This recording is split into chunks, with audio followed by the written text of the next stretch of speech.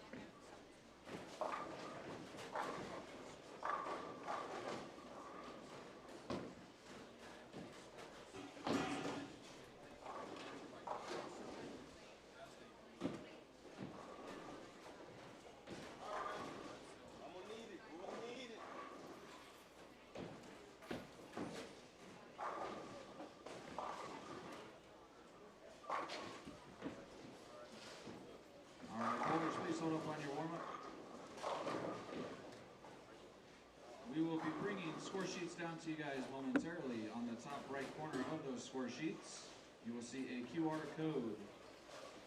That QR code is where you'll be able to view your standings.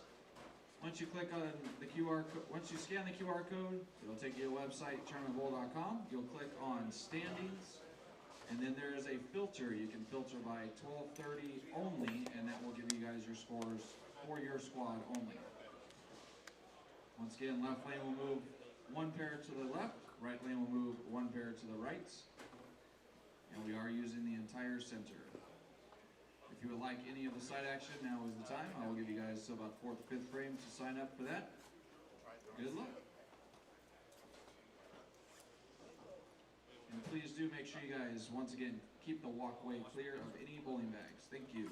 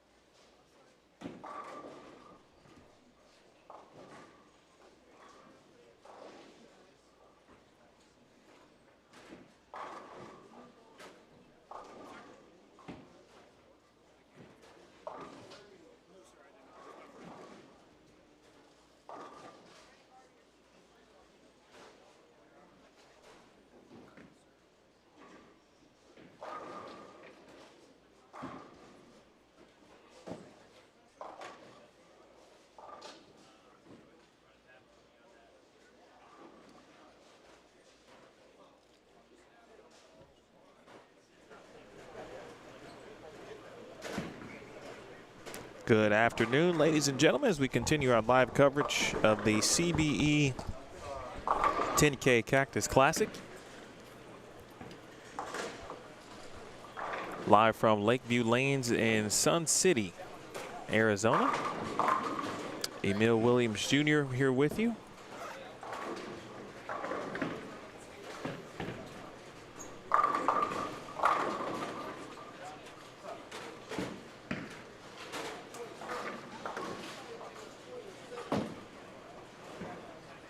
This is C squad.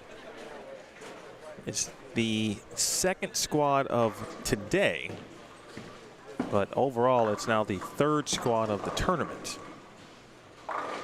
A squad was yesterday at noon on Friday. Of course, we had this morning's B squad, now C squad, and we'll have D squad tonight at 6 p.m. local. That will be followed by Desperado.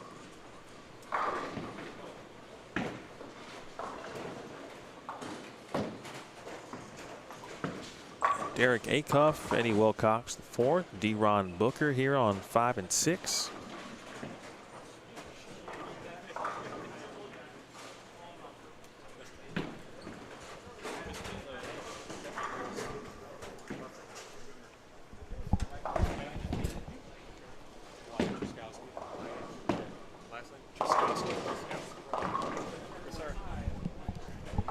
Wyatt Trzaskowski, Wesley Lowe, and Martin Ho.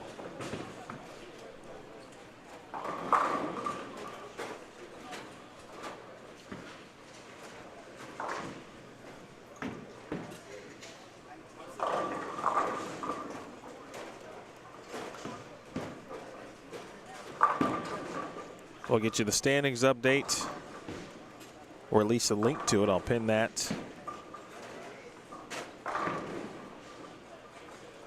here in just a little bit. Talk about what just took place in this morning's squad.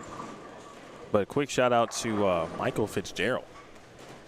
Just putting up a monster block of plus 201.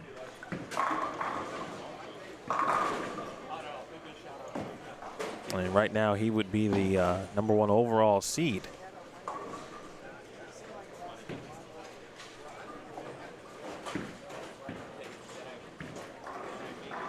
But he led this morning's block. Joe Grondin was second on this morning's squad at plus 125.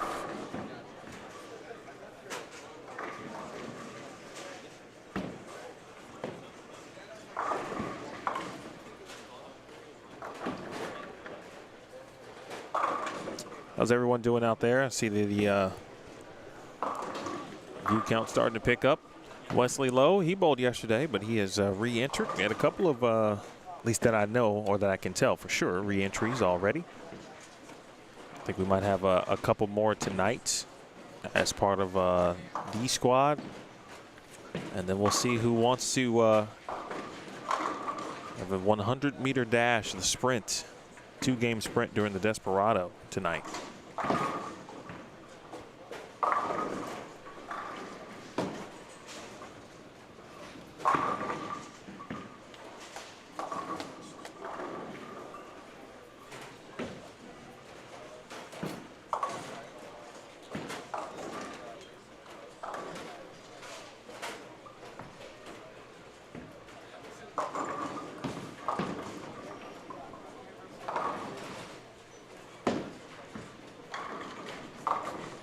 .710 there for Wyatt. And we'll see how this fresh plays here, specifically game 1. Yesterday we saw some decent scores on it. This morning, similar, but then this morning's squad just really got tricky.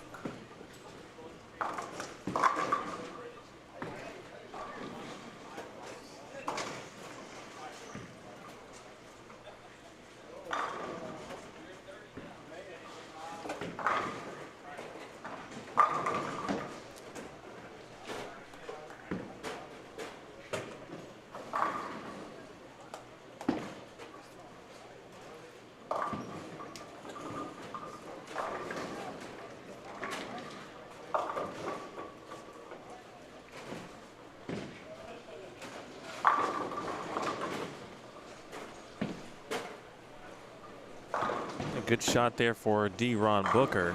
Another good one there for Wesley Lowe. Let's try to stay away from the split zone. A couple of 5-count splits already this game. Our first super washout that we've seen. That will not be the last time we'll say that today.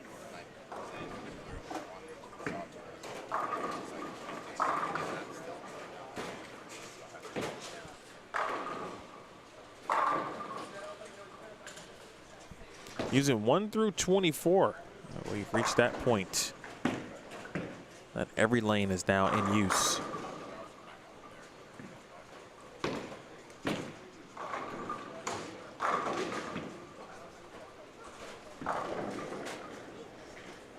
This squad, I see Corrine Acuff is on the roster, although I don't see her, but she might be down on the high end. In fact, just as I say that, there she is.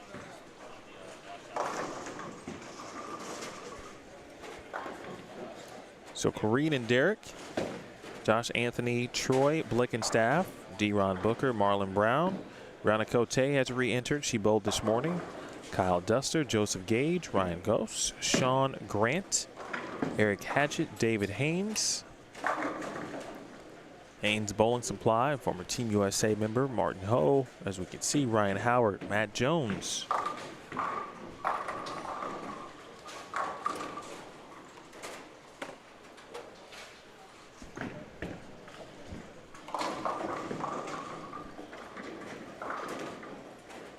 Nathan Kiesig, of course, Wesley Lowe, Jason Lowry, Rick Maymack, Sean Manier, Hunter Mays.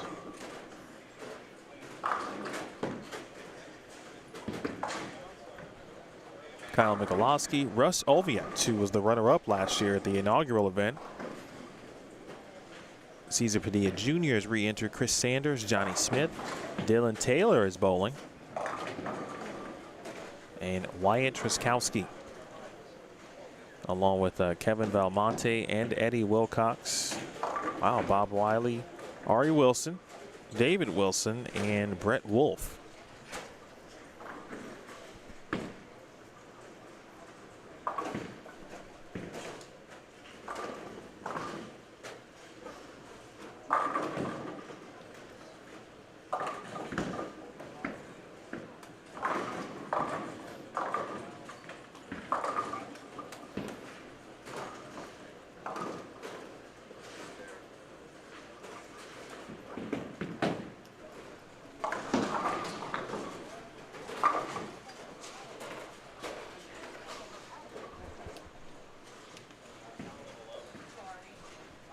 There are 35 or 36 competitors here on this squad.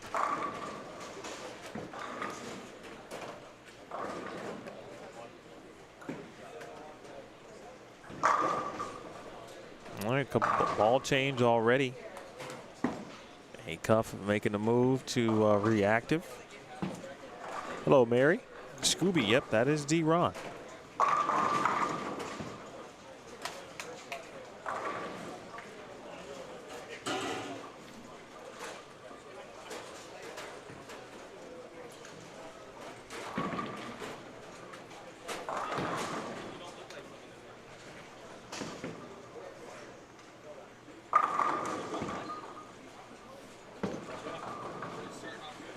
D-Ron always with that just smooth approach and delivery.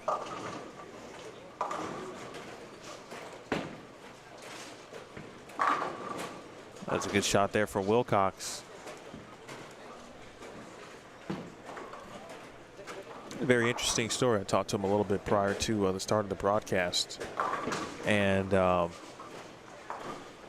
into bowling I think 3 years ago, so still fairly new to it. Went into bowling center just kind of, blow off a little steam, almost like going to the gym. Terrible break there for Acuff. And started going into bowling center, meet a couple people. He had no issues kind of just getting to the head pin naturally, and started to pick up a few tools and tricks and some understandings on stuff. And he bowled this event last year as well.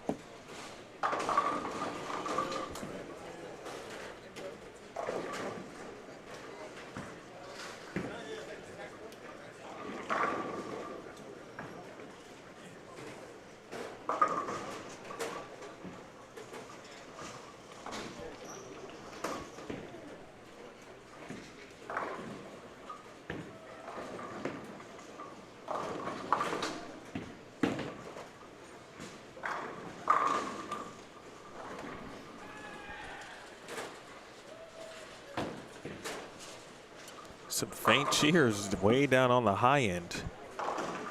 Down the Cote is down there bowling on 23 and 24. I don't know if she's going right or left.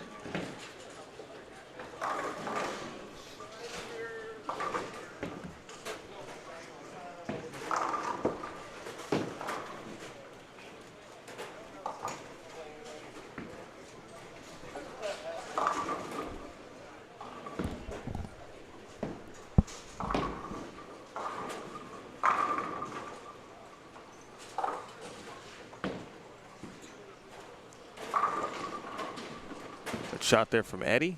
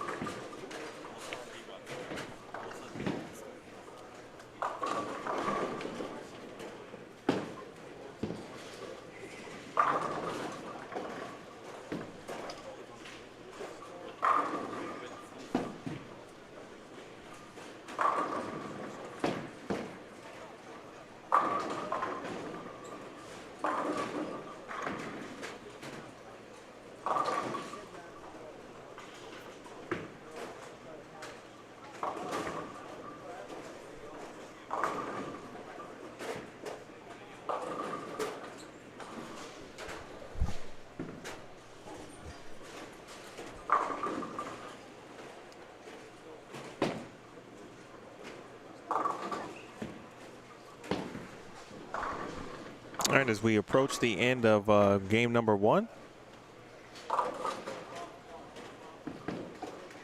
bringing our first guest of the C squad, and we'll get it started early. And talking about events and tournaments and sponsors, and this event and this gentleman helping to sponsor the CBE 10K Cactus Classic. Please welcome in John Verbal to the booth. Thank you, sir. How you doing, John? Good. How are you? I'm well. Appreciate you hanging out in the chat earlier. Yep. Too, by the way. Sure. Giving roller coaster advice. Yes. Well, I don't know how long you have been watching that squad, so you may agree with that analogy. Yep. Based on what we were seeing. Completely. First and foremost, how are you, and how did you get involved with this tournament? With the Cactus Classic. Yes. Yeah. Well, those of us who have been involved in the Phoenix bowling community for a long time, CBE, Theo just does a terrific job. Anybody who's been around this community for a while has known Theo's just done a tremendous job with these tournaments. And so him having the second year of this one, me getting ready to get started with TAT Regionals, which we'll talk about in a minute, just seemed a good opportunity to get involved and help him with this tournament, be a sponsor. And as you can see, this tournament's turning out to be everything we thought it would be. Challenging. Great bowlers having a little bit of difficulty trying to figure out the line. It's I want to ask your thoughts on the what you've seen so far. I don't know if you watched yesterday's squad at all. Yeah, watch as much as I could. I have a real job, so I was watching off and on. Don't tell my boss. But yeah, I did watch it. Just, a lot of oil, long pattern, but breaking at the end. I saw people moving in towards the end with varying degrees of success. Right. I'm glad I'm not bowling it. Let me put it that way. I was going to say, right. Well, there's room. We can get you in if you need to get in. I have a valid excuse, as they say. I need to head up to the Orleans tomorrow. So, okay. Yeah. So that's my excuse. I'm sticking by it. Well, I'll keep that between us, if you will. And then so the TAT Desert Southwest, is that a regional version or form or Correct. extension, I should say, of the TAT national portion? Is that correct? Exactly. Basically, Jamie's been looking to start regionals around the country. As far as I know, I'm the first one that's getting rolling. Okay. Known Jamie for a long time, of course. A lot of us have. Good man, has a really great thing going in Vegas, and he saw an opportunity here to branch out the brand a little bit. And the TAT brand, very strong here in Arizona, obviously with them being in Vegas. We have a lot of people from here that go up to Vegas for his tournaments. And so yeah, it's my club. They'll be helping me start the first event. Jamie will be coming down to Cliff Castle, as well as a couple of the other staff. They'll help my staff get trained at that first event. And then we'll be rocking and rolling on our own. How many events do you already have planned? So this is the first one firmly on the books. Okay. I have 3 more in varying stages of planning. One I'm really close to announcing, but dotting the I's and crossing the T's. It's always the hardest part. I've already given people a date to tell them, hey, this date, right now, carve it out in your calendar. Thanksgiving weekend, we do expect to have a big event. Can't announce it yet, but hopefully within the next few weeks, we'll be able to make that announcement. And then a couple other interesting tournaments, and not just, we will be doing mostly tournaments that are the same format, essentially, obviously smaller than what they're doing in Vegas. But I have some ideas for some other things. As I've talked with Jamie about this, I'm a bit of a laboratory. I can try a few things out a little bit different and see what works. One thing we're doing different in this one and planning on doing as our regular feature is that we're going to have a women's division. Nice. And so the scratch division, we had the PBA LBC, if you know what that is, the Boleros thing with PBA. Happening right now, actually. Right, yeah. So we had a regional version. The first regional was actually here in Mesa, on the other side of town, run by the TAT. So Tom Clark called Jamie, said, hey, would you like to run our first PBA LBC regional? I said, sure, we'll run it just like a TAT. And so it was a good laboratory, if you will, also to figure out, okay, what sort of market is here for this. On Easter weekend, we kind of got forced into that weekend. Not a great weekend to have a tournament. We still had over 200 participants, over 300 entries on Easter weekend. And I can't tell you how many people said I would have bowled it, but it was Easter weekend. So I'm convinced we would have had a much bigger tournament otherwise. So there's definitely a market for this type of middle event, if you will. You know, we have CBE running every week, almost not every week, but very frequently. Seems like it. It seems like it at times. Well, they had one last week, so you know, 2 a month probably. And Strikeforce here, a great handicap club, mostly on the other side of town, running most weeks. Also a terrific club that Craig Spencer started up. And there just seemed to be a little bit of a gap in the market, and something like this is, I'm not planning on running a bunch of tournaments, 4 to 6 a year, make them bigger events. $5,000 is the plan for all of the events for first place, guaranteed. And we'll see how it goes. How long do I have you here for? As long as you'd like me, sir. Great. Because I do want to open up the combo, if you will. Now the first event is the inaugural Cliff Castle Classic. Correct. Right? August 6th through the 8th. And that is going to be where? That's Cliff Castle Casino Hotel, which is about an hour north of Phoenix, an hour south of Flagstaff, centrally located, like as they like to say at the casino. They're in the center of it all. Really nice little facility right off of I-17. You take a Vegas casino with a bowling center and do Honey, I Shrunk the Casino. And that's what you get here. It's a beautiful, small facility. They've got 20 lanes. Very, very nice place. And I think it's going to be, you know, our tap bowlers are used to kind of the Vegas experience. So I wanted to give them something like that on a smaller regional scale. And I think they're going to be very pleased. It's just a wonderful place to hold our first event. A couple of scores in front of us. There actually aren't many here in game one. And again, it's just been up and down on the fresh, but been mostly up the first couple of games. Can't get a good eye on what's happening on the high end, but from 1 through 12, there was not a lot of high scores. See, 2-0. Eddie had the super washout in the 10th, unfortunately, for 173. Derek had to strike out to get to 172. 190, of course, the high on 5 and 6 to start. Another 180, a potential for 2-0. Hunter Mays can get to the 2 teens. And now that's going to be just possible 193. I don't see too many head shakes yet, but Kyle Duster, possible 220. He started with a 4-bagger. Where's He's Kyle on 1 right now. Oh, thank you. So we can we'll get a corner of Kyle here. Left side of your screen. And he's throwing a purple, it looks like. That was pretty good. Yeah, that looked pretty good. Yeah, 4-bagger, 9 out to start the game. That's rough.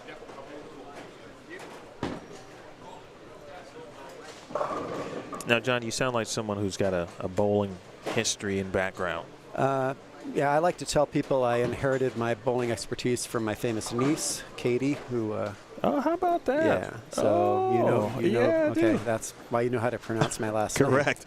Yeah, so she's my niece, and her brother, obviously my nephew. I inherited any little skill I have from them, is what I like to say.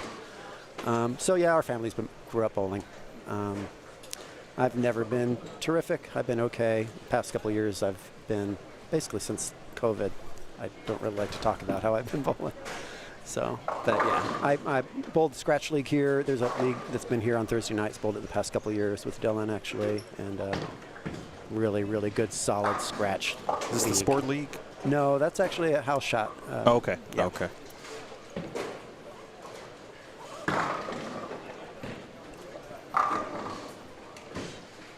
Mr. Anthony finishing things out. I mean, there's been a lot of troublesome 10th frames that we've seen today. Indeed. As we get 5 and 6 underway here for game 2 officially. In the booth with John Verbal. Now, John, if you can say out loud, because as well as you. It is difficult sometimes.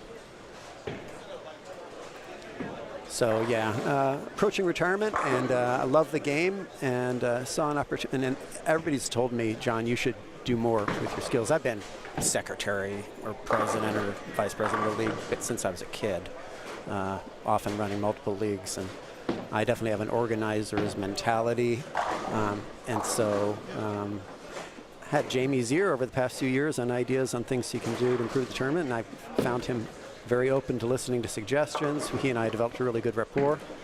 And then when the opportunity came up to have the regionals, like, well, I do have a real job, but if we can keep it to a manageable level until I get to retirement at least, I'm definitely interested in doing it. And so he's been a great help in getting things going.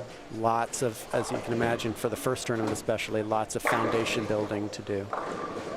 But I enjoy it. It's the sort of thing I just love to do. I'm really good at organizing and keeping things lined up. So. Nice shot by Wesley Lowe. We've seen Wesley throw it well, I think, for the majority of definitely yesterday and even through game one. And the scores just haven't been there. Good reminder on what we're bowling on here. Obviously not easy. I'll throw it on the screen for you here in just a moment. D-Ron is moving right, so he's now over to 7 and 8. Maymack now on 5 and 6. Martin and Wesley move over to 5 and 6.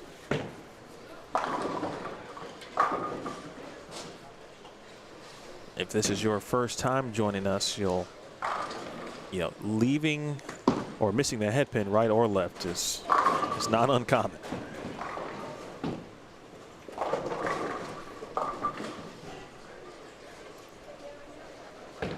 There it is, 42 feet. 35.1 mils. Yeah. Playing a lot longer than the distance, for sure. But when you got that much volume, it's going to happen.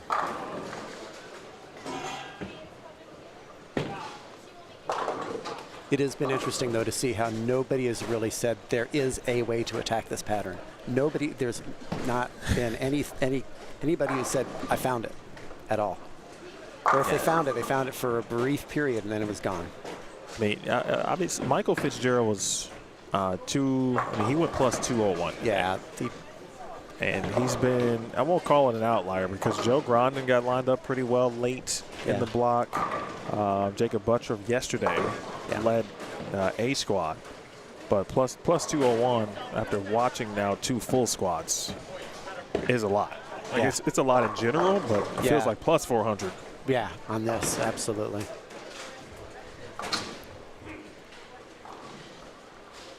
If you were bowling, all right, where would you think you would try to attack this lane condition?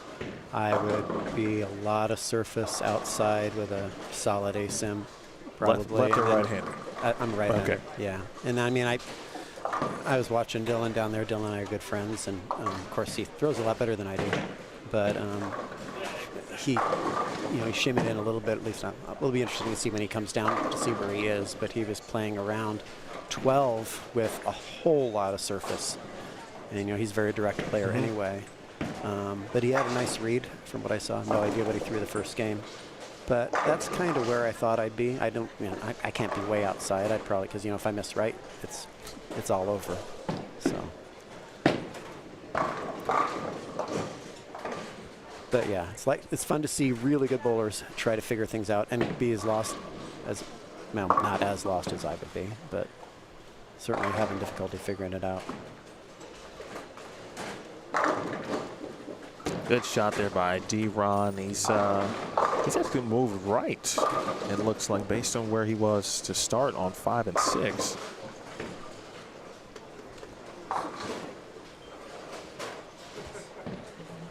Up the gutter and playing out angles in front has been popular for both righties and lefties. And as you mentioned earlier, when we've had righties try to move left, it's been hit or miss, and many actually end up moving back right. Yeah. Yeah, because it's so dangerous, right? You miss by a board right, and it's just going to sail on you. Hello to Mary, by the way. We got any new viewers from this morning? Feel free to let us know where you're watching from. This is Squad 2 of the day. We got D Squad tonight at 6 p.m. local. And then the Desperado or the 100-meter dash, as I like to say. You're going to cover that too? You're going to bring, bring a pillow? We'll be here. Pillow and a blanket? We'll be here. Long day. Should have brought the bed. Yeah, right. Today is very comparable to a what it's like to work at U.S. Open or U.S. Women's Open, minus the Desperado. Right. You're in the building all day. Now, I will say these squads are moving much quicker, pace-wise, which helps. Yeah. So you have more of a break when the squad's over. Nice spare. I mean, we had just over, I think, a 2-hour break. Right. Or just under that. Earlier today. I'll definitely take that anytime we can get it. Again, John is running the inaugural Tat Cliff Castle Classic, presented by True Amateur Tournaments, Desert Southwest. That's the Tat is something that is still on my kind of bucket to-do list. Oh, you haven't done it Never yet? bowled it. Oh, man. Well, what are you doing this coming week? Never. 25,000 first I know place. it starts next week. Never bowled. It's on my list, and where I live. I'm from the Chicago area, Right.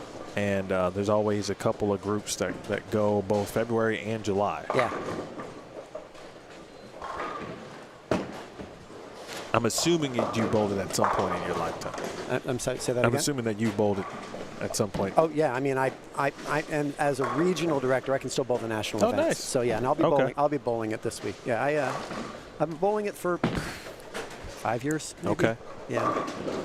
Had very little success in the main tournament. Strangely, I've had some decent success in the senior tournament. So I don't know how to explain that disparity, except that I'm an enigma wrapped in a riddle. Well, sometimes, hey, you just got to take advantage of what the opportunities Indeed. Provide. Yeah. Yeah, so my plan is I'm driving up tomorrow. I'll bowl Monday and Tuesday. Senior tournaments on Monday. Come back Tuesday night after watching hopefully some good fireworks over the strip. And then I'll head back home, go back to work. And then if I make the cut, drive back again the following weekend. So, Well, it sounds like you got some good flexibility, Yeah. which is nice. yeah. Hello to August, also watching in the chat. D-Ron did not like that one at all. That's a good break, though, just leaving a single pin. Watched a lot of players not leave single pins. It's made things a bit more difficult.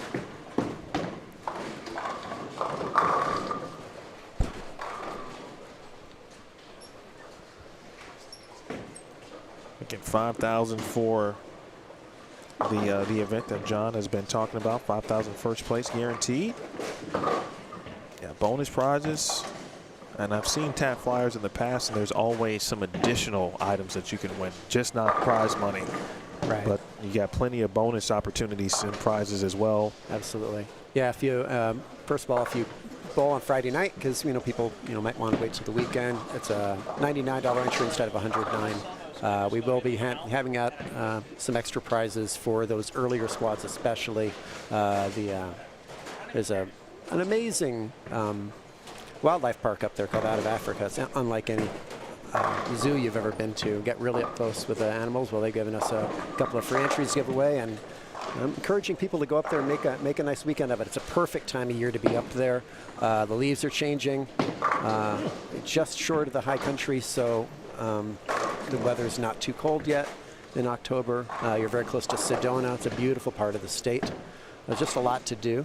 So we'd love for people to come up there and spend the weekend. Stay at the hotel. We got discount rates for you and discounted entries into the Out of Africa Park, which is like literally 2 miles away from the center. Right across the street is a national monument. You can go see cliff dwellings. That's what Cliff Castle is all about. Montezuma Castle National Monument is across the street, literally. So lots to do up there, especially at that time of year. We've been talking about weather. Has been part of the convo this week, Yeah. just because of what time of year it is here. And you made it sound like it won't be too cold, as you mentioned. Does it get cold in certain areas? Oh, yeah, in Arizona. Okay. So Arizona is not all desert. A lot of people like to think it is. We're only about, it's roughly a third, maybe 40% of the state is desert. Then you go north, and we have what we bisecting the state from northwest to southeast is something called the Mogollon Rim. and it's literally a jump up of 1,000 to 1,500 feet in elevation. And so you can go from desert to pines in just a short drive. And then Flagstaff's at 7,000 feet. They had so much snow this past winter, it was absurd. Ski area up there was open. I'm pretty sure it was open the latest it's ever been because we had just such a wet winter here in the West. It was really good for us, good for our reservoirs. But yeah, Arizona is a very diverse state, not just desert. And so that's one of the beauties of living here, right? Is if you get tired of the heat, just drive up to the mountains. Of course, everybody else is doing it. Freeway gets a little bit busy on the weekends, but head up earlier and enjoy the cooler weather. Yeah. So, but in October up there in that part of the state, highs will be 90s at worst. Maybe upper 80s. So when you get up in Flagstaff, and the highs will be in the 70s that time of year. Very, very pleasant. Sounds enticing. Yeah. Over on 9 and 10, we might have. We've had a couple of 260 games between the two squads here in this tournament so far, but I'll find out who that is. But we've got Strike six-packer going on 9 and 10. I think it might be Sean Trzowski.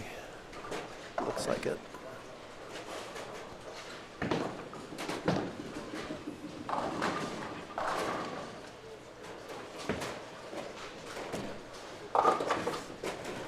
Bob Wiley coming back there. He had a really, really great run up at the Super Senior Classic, and the Senior Masters just missed the cut. Won the Super Senior bracket that they had for the high Super Seniors that missed the Senior Masters cut. His first time doing that. Pretty good for a first timer. He bowled last year. Yeah, he did bowl this event last year. That's correct. Bowled pretty good too.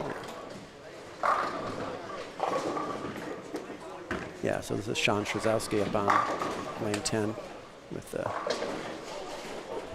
290 pace. Throwing a pink, and we cursed him.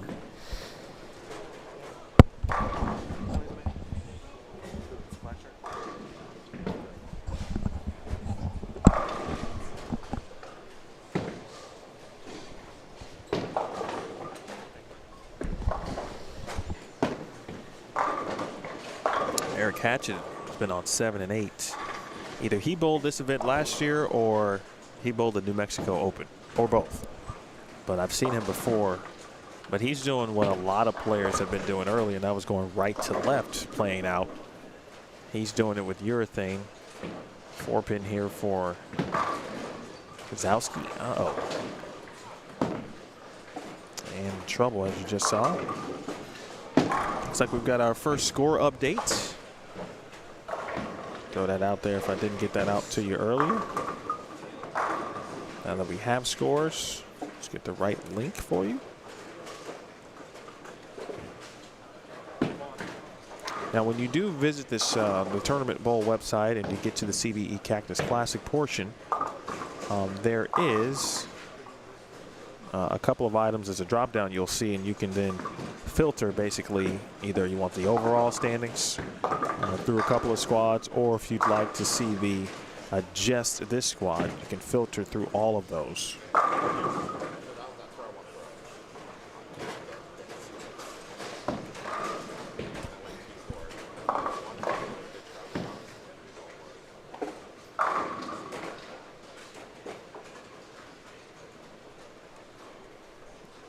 Long link, if that's the one you want, we'll pin that. And then we'll talk about the standings here. Just talked about Bob Wiley. You just mentioned him. Yep. And out the gates, 235.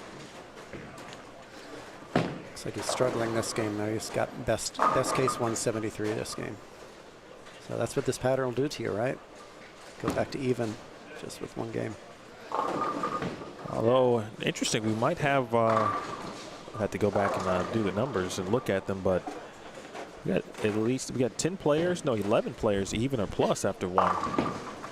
223 for Ryan Howard, Caesar Padilla, 222. Sean Grant, 218. Corrine Acuff, 215. Kyle Duster, 207. David Wilson, 205. Just talked about Eric Hatchett, 204. Ari Wilson, 203. Kevin Valmonte, 202. Chris Sanders, 200. Brianna Cote, 198. Russ Ovia, 193. Dylan Taylor, 193. Kyle Mikulowski, 191. D-Ron Booker shot 180.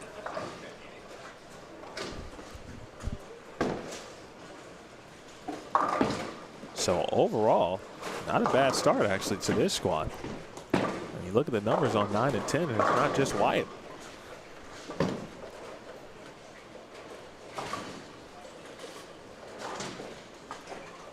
Troy Blickenstaff trying to make up some ground. Shot 182 in game 1. I would have put him in the 220s, so it'd be the two teams.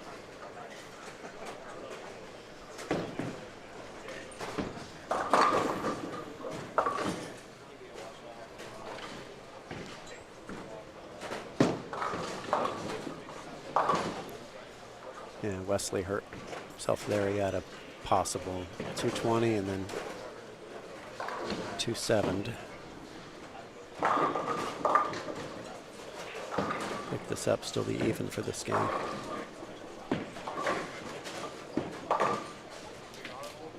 Ouch.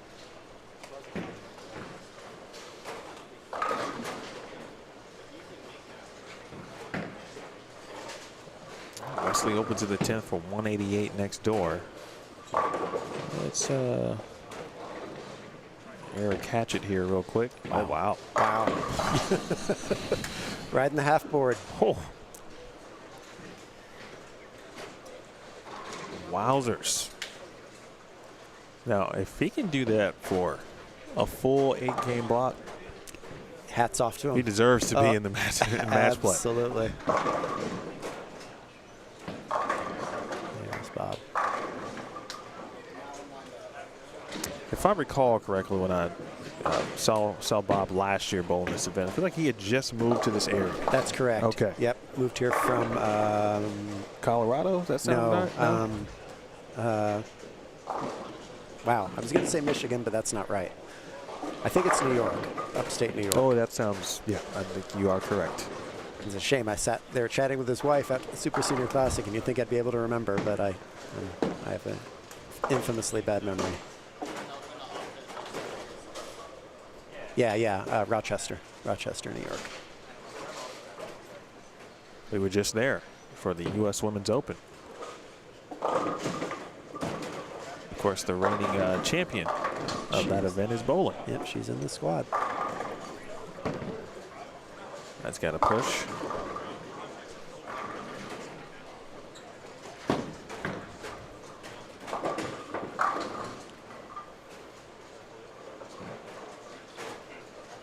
Someone asked the question this morning. Basically, was there a consensus, if you will? And you talked about it earlier about how to play them. What types of pieces of equipment worked well.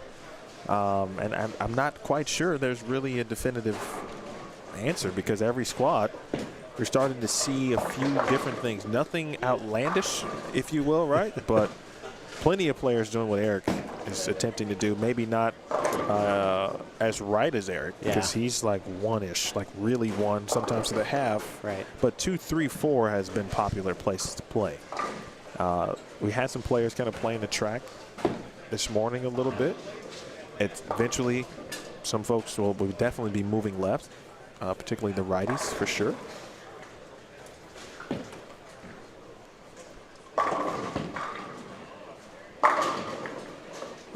I don't know if that was on purpose or not, but it was a good idea.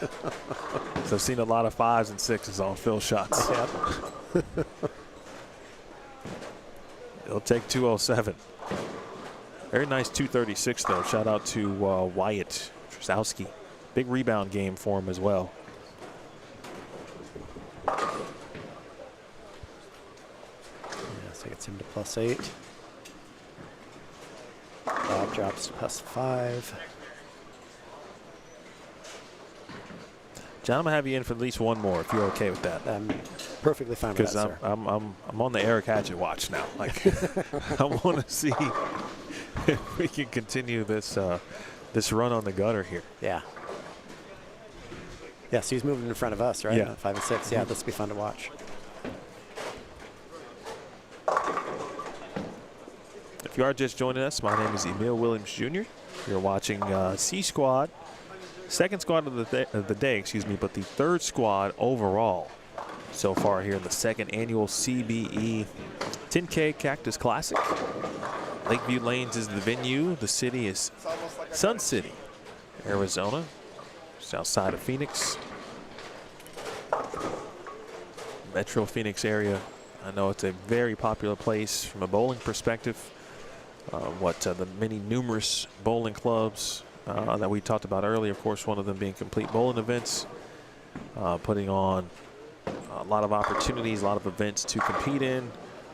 John is with us here. He's one of our sponsors here of this tournament, the True Amateur Tournaments Desert Southwest, and specifically, John will be running the Tat Cliff Castle Classic October 6th through the 8th. Be a nice month for October. We got this event. The Agent Ong Open is the 19th through the 22nd of October. Yep. So if you're looking for something to bowl, come to Arizona. You got plenty of opportunities. Absolutely. Love to see people coming in for New Mexico, Southeast California, Nevada, Southern Utah. Lots of good stuff going on here in Arizona. Really, really vibrant bowling community here. Now, I may have missed this earlier, but where are you originally from? Well, I grew up here. Technically, I'm originally from New York. I was born in New York City, but I moved here when I was 4 years old. So essentially lived my whole life here. I did move away to Colorado for 15 years. Lived there right after college and then came back with my wife. She and I met there, came back here.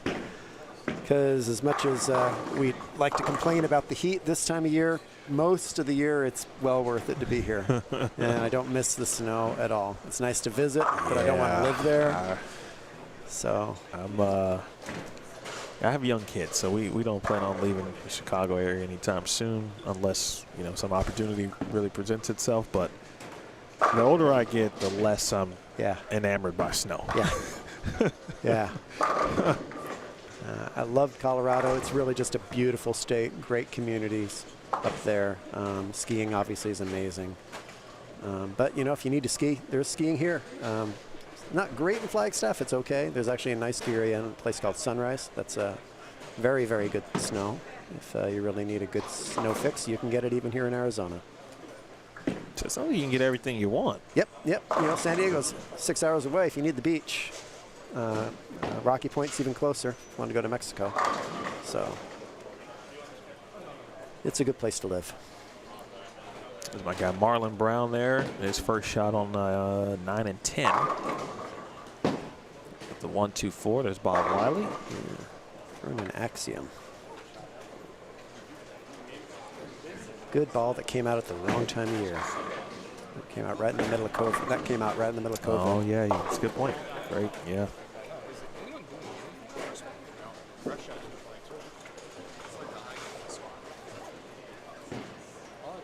Just heard someone asked, is there anyone kind of doing anything or any big scores so far? It doesn't seem like it, but again, if you look at the first game standings, there aren't a lot of big scores, but there are more players shooting 200 or more. Yeah. Which 11 or so a game, and that hasn't been done a lot. So I'll have Hatchet, Kyle Duster. You don't usually see guys practically hitting the ball return on the right when they're standing on the left lane. That doesn't happen too much. It nestled up. Yeah. That's a real good look. That's a real good look. Listen, Eric Hatchet he's taken me back to my what I would call my prime days of bowling, when I really liked to play the gutter. And he's right now giving a nice class on.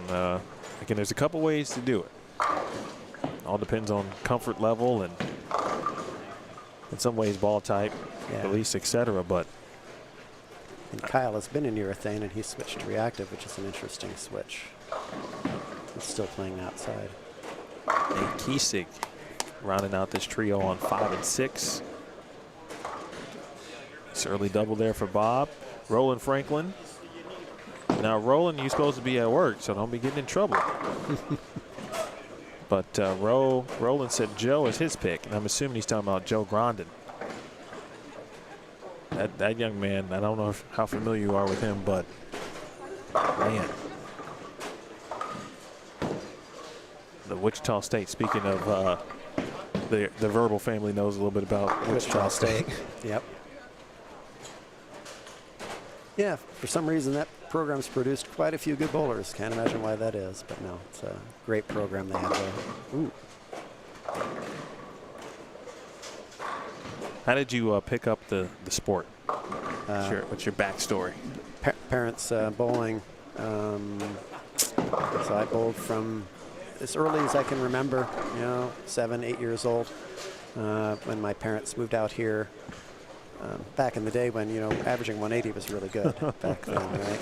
So, but my parents owned a print shop in Old Town Scottsdale. And there's lanes that don't exist anymore, Papago lanes in Old Town Scottsdale, where they used to have Sunday morning bowling for 4 hours for $3 or $2.50, I think it was, for 4 hours. And so they'd plunk me on the lanes, and then they'd go work for a few hours and come pick me up. And that was a lot of my childhood. Not that it resulted in me being a very good bowler when I got older, but I did develop a strange passion for the game. Okay. I've been bowling my whole life. And like any bowler, lots of ups and downs. So I've had a few shining moments, a lot of frustration, but that's the way this game works.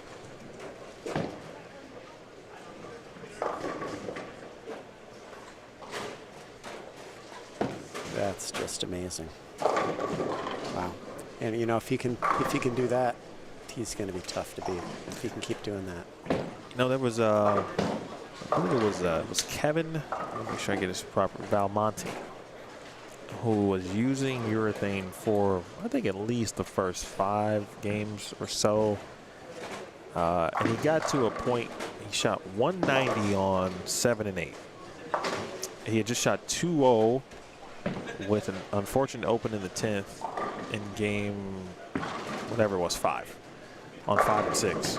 And he decided to, he ended up throwing a fill shot with reactive, ended up making this change for the next game. He did shoot at least 220, I believe. But I was really watching how he was, maneuvering with urethane and not playing them the exact same way that Eric is, but he was out. His release was just perfect at the bottom. And then he just got to a point where he, couldn't put a couple doubles together. At the 190 to 2-0, finally did it.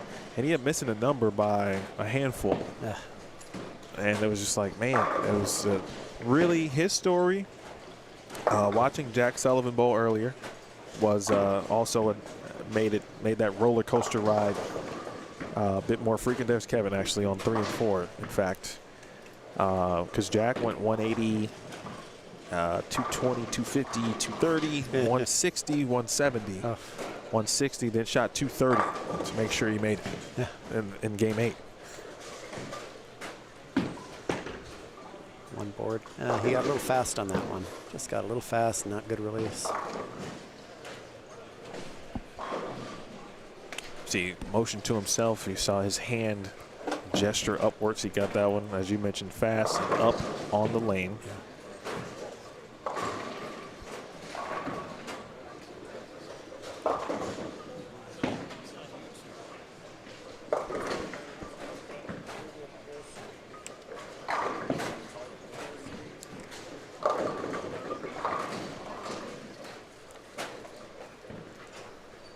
Kyle Duster, good to see Kyle. Haven't seen him since I think maybe this event last year.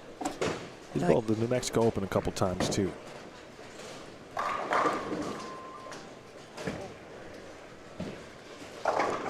It's the Yo outscore chasing. Told I'm a bowler. Yeah.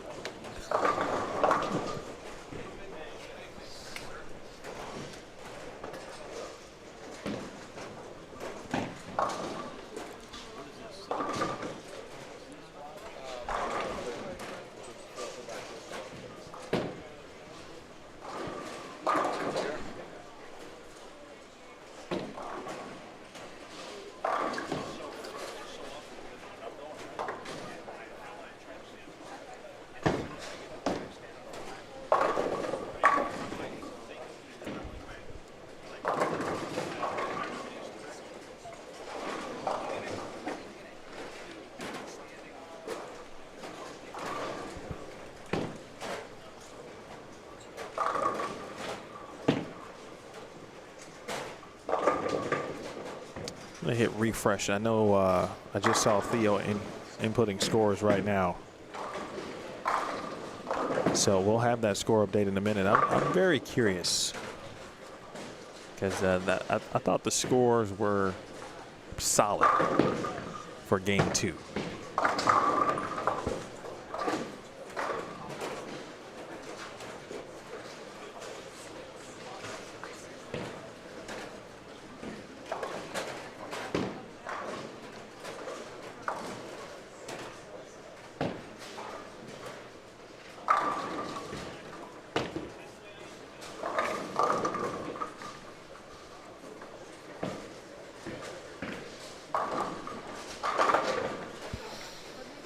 Checking in on Russ Oviatt there. Last year is our runner-up.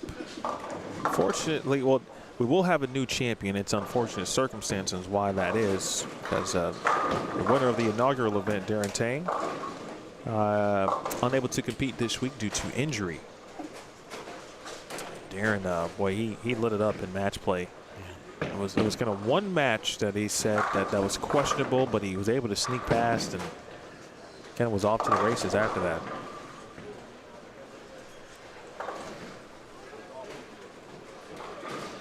Christopher, after one game for this squad, it was +5. And each squad presents its own challenge for those bowling because the top 7 in every squad earn the automatic spots to match play. So the cut is always 7th, and right now after one it is +5. A squad has their 7 bowlers in. B squad this morning got their 7 bowlers in. Now, having said that, yesterday the cut was -1 for 7th, and today it ended up being -7 a.m. Jeez, forgot we bowled at 7 a.m. this morning. Yep. -12.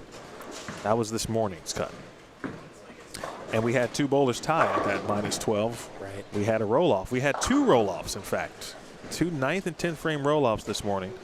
One was tied for 4th. That was Andrew Kane and Anthony Chin. And they had a roll-off to determine who was going to get the first round bye. Right. And then Ron Schloss and Jonathan Mayer, excuse me, had a roll-off to determine who was going to advance to match play for that 7th and final spot, which ended up being Ron Schloss. And then the Kane-Chin roll-off, Andrew Kane got the bye and won that roll-off. It was an interesting day. I forgot about the roll-offs. that actually put it over the top. That would make you want to go on the roller coaster again.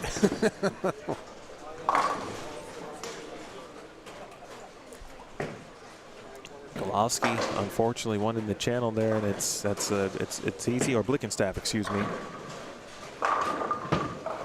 That's it's very possible on what we're bowling on.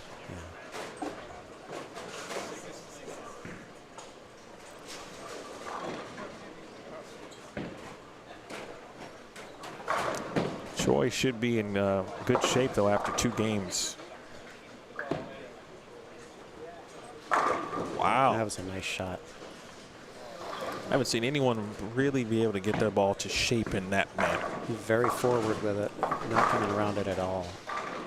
That was impressive, and I'm wondering, because there was a little bit of, well, not even a little, there was a fair amount of surface during practice. Yeah. To start. So, you know, that opportunity might be there for Kyle or someone else. I mean, Eric's probably using a little bit of that as well. The trick on this is your execution good enough to repeat it. Right.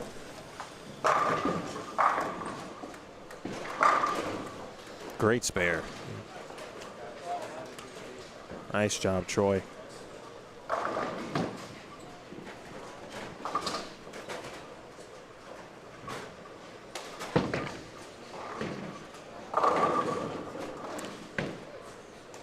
Terrific look. It's interesting how a pattern will make, we talked about this earlier, can make 2 people playing the same way or attempting to, maybe even with the same ball, but have completely different results. It's one of those things, you try to explain this game to people who don't know the game, all the subtleties that go into creating a completely different ball motion. Just a little bit of difference in axis rotation make a huge difference. Bob right back on it.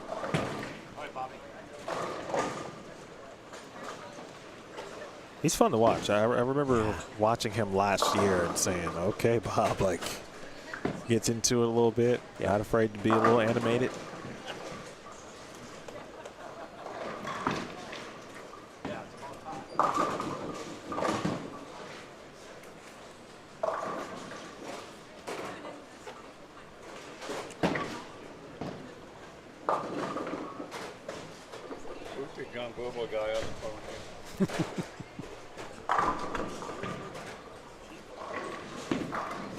This is my guy Jerry Bear there, 300. I always forget that he lives here until like I'm in town and I see him. Like, oh, I'm used to seeing him in any chat. That, oh, is he? Yeah, he's always watching bowling. Whether it's here with me or Bowlstream TV, I also do a lot of work with USB-C and Bowl TV, and so he's always watching. Yeah, and he comes down here a lot and watches. Yep, he's a good guy.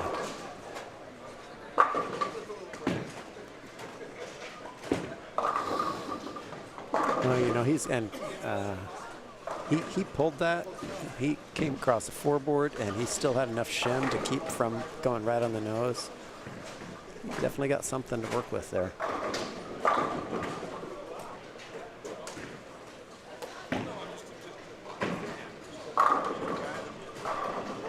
When you bowl, John, in fact, two things. One, go ahead and read the Game 2 standings if you don't mind, and then I'll answer that question afterwards. All right. So first place, Ryan Howard is at plus 33.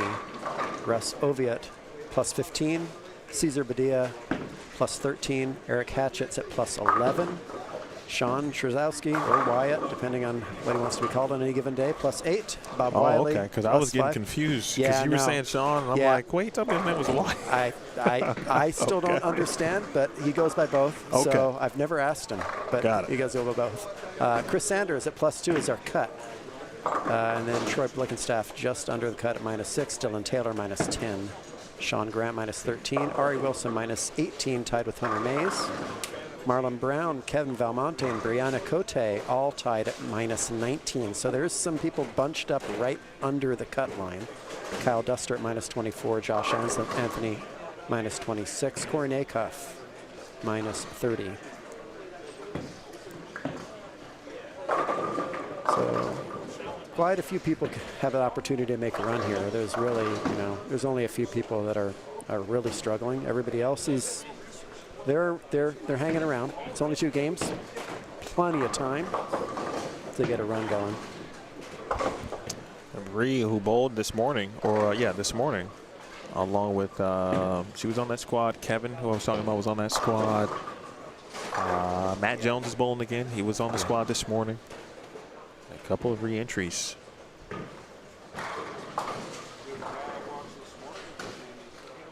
My question, I don't actually remember the real question I was going to ask, but you mentioned some of the subtleties.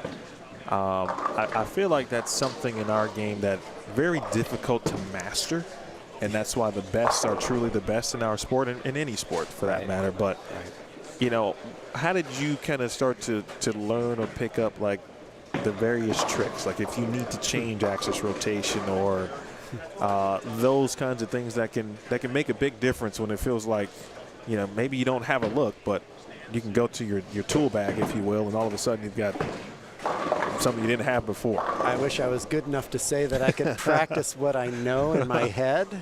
I've gotten a lot better at ball repping various people than actually executing on my own. So I'm not the bowler I was even 5 years ago. So I'm old. I'm not that old. I'm 61, but I'm definitely not able to execute some of the things I think I should do. I can see what I should do, but actually doing it is another thing. So, but I can see here being forward is good.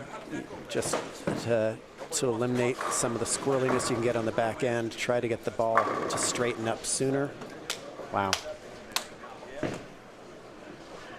As I'm looking around, and I don't see a lot of people that are getting around the ball doing well today. I think you've got to be forward and just keep everything, well, obviously keeping everything in front of you, obviously, with this volume you have to. Right. And I do think that's, that's really developed perhaps into numero uno. Oof, they're just a little slow on that for Kyle.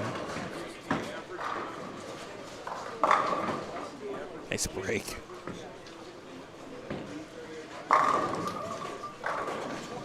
Kevin there just off to the left side of your screen. But it is fun, though, when you try to explain this game to people who don't really know it well, and their eyes glaze over pretty quick, don't they? And you try to keep it simple. 100%. And people have no idea how difficult this game is. The invisible playing field, #1 among them, right? I mean, even golf, difficult as it is, right? You know where the rough is. You know when the greens are fast. You can see the slopes. We can't see the topography here. Topography is in millimeters, but it makes a huge difference. It's hard to get people to appreciate how difficult this game is, and it does, the longer you watch it, the more you appreciate those people at the top of the game. Like you said, repeating shots is what it's all about. Once you find something, you've got to be able to repeat it, and those of us who are not at that level just can't repeat it that way. Right. Yeah, that is it's a struggle for us just as a sport. Like, I feel like everyone in some way is always trying to explain the sport to someone who is not involved in it on a regular basis, and just to get them to. And sometimes it's most of the time, in my experience, it's a very positive conversation because people only know it on the surface. They may catch it on TV.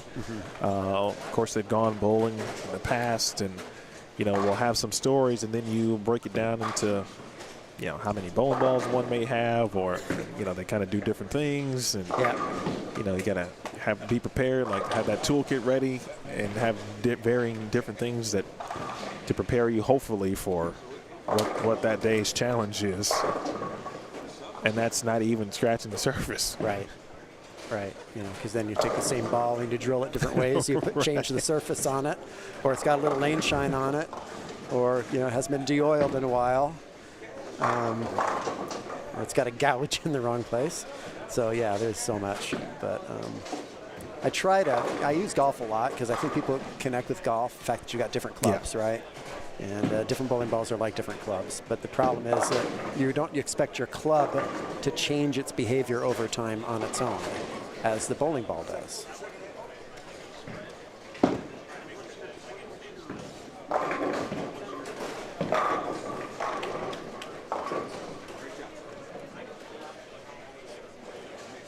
Not a lot of numbers here. 218 to our left.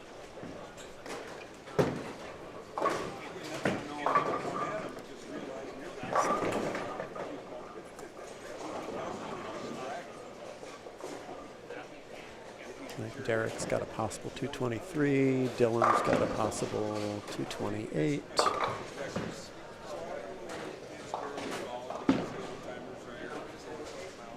Kyle's possible 223. Hello, Clashing. I'm watching it from Portland. That's another. Oh wow, that's an interesting way to pick that up.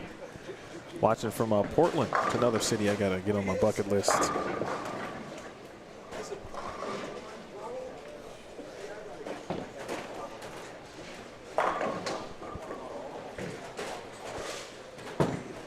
Besides golf, John, are any other sports on your watching lists? Not like they used to be. Okay. As I've gotten older, for whatever reason, I've gotten less interested in watching televised sports. Just busy, man. Oh. Okay. Well, at least it didn't do what Michael did yesterday. Man, that was scary. That was. I've never seen it happen in that manner, but.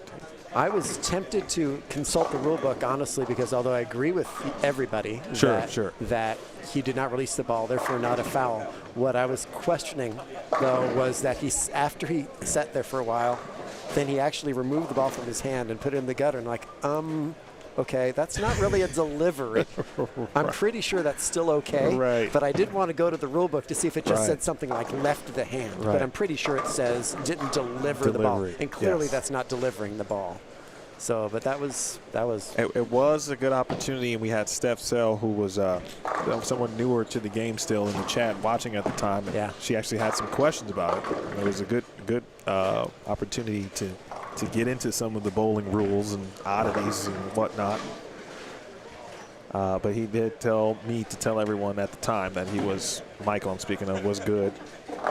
He was okay. Ooh. How about that, Bob? Wow, Bob. Okay. That went from being a 180 to now possibly being 210. It's a 30-pin swing right there. Yeah. Potentially.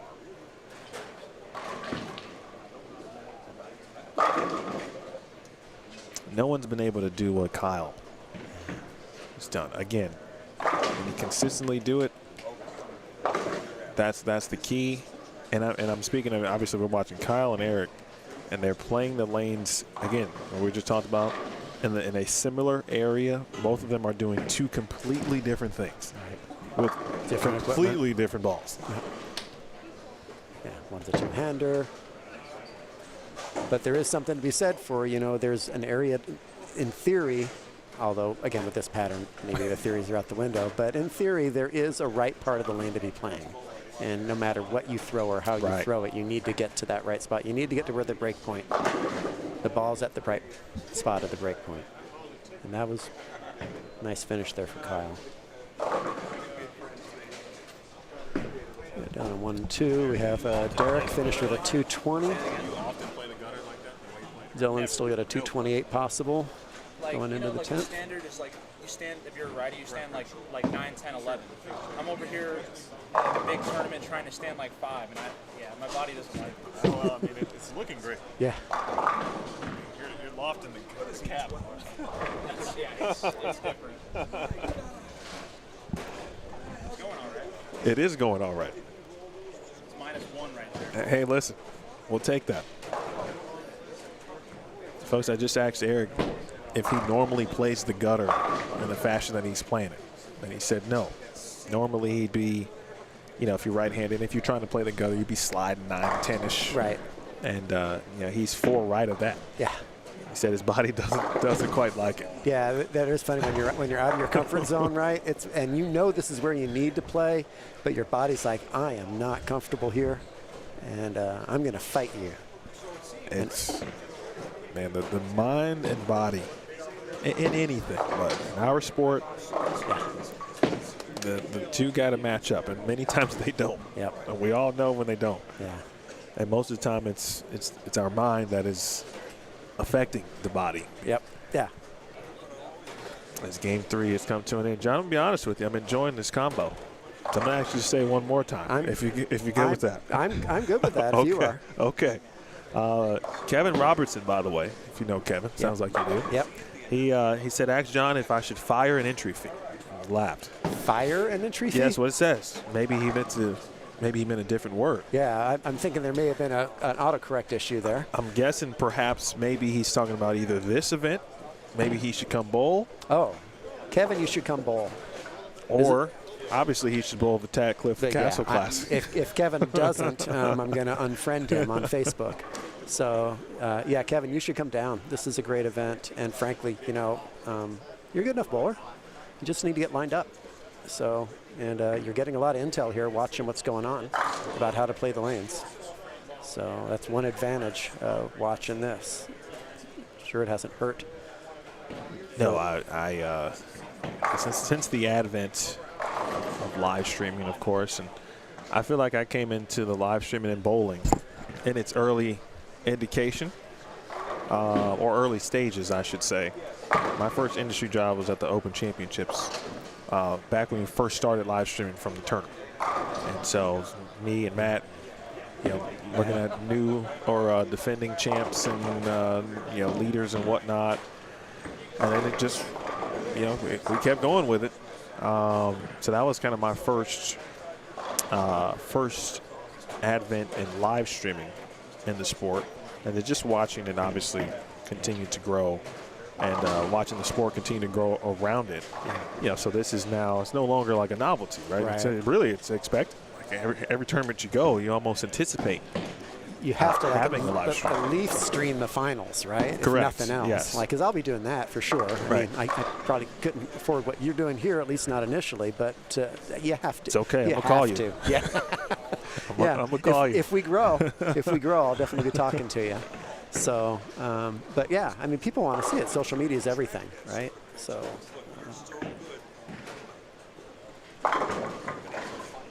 We have reached game 4. Theo is on to go chase some scores for us to update us after 3. And it does look like the entire building is into game 4 now as well. Hello to SoCal Motor Reviews. Thank you for watching. I'm happy to be here. Happy Theo has asked us back here, asked me back. Happy to be back in the area. You SoCal bowlers come out for tournaments like this. Yeah. And come out for our Cliff Castle Classic. Come out for the Age of Tong. There's lots of good stuff going on in Arizona. Come out and bowl it.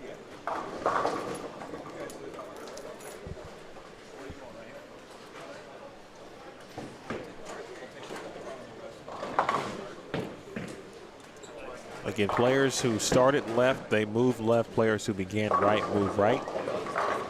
Ouch. 5 through the middle.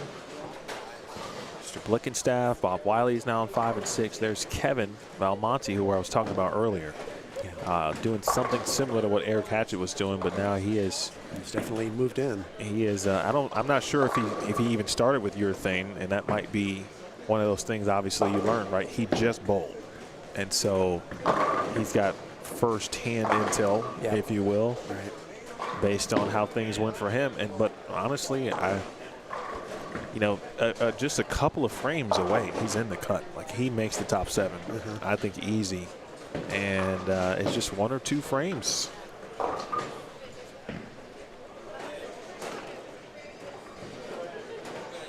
Marlon Brown now with us here on 7 and 8. Got some phones ringing. There's Washout City. Look at that. It didn't even look like it had enough on the back end, but it still took the rack out. Just being nice and soft with it. Yeah. Ryan Riley was in, and of course you were watching him. Yeah, Ryan was in earlier. I forgot the exact question I asked, but I know it was something about what he thought bowlers should possess, or one of those tools, if you will. And he mentioned touch and how important that is. And I think there, Mr. Blickenstaff, I know he threw one to the channel on 7 and 8. That time it looked like he may have hit his leg or his ankle. I think so. But watching, like, Bob just had the right touch at the bottom there, because, you know, that ball looked like it was just going to keep floating and floating and floating, but he got it to the right spot. Yep.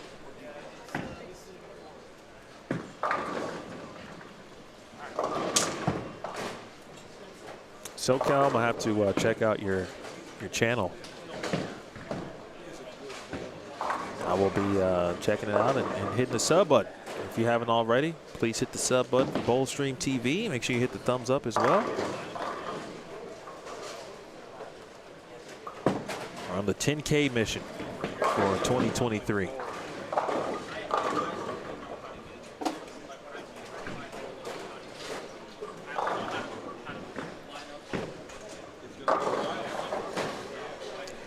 Let's see. Brett Wolf's going to join us here, or at least be on camera or in camera range. David Haynes is now in camera range.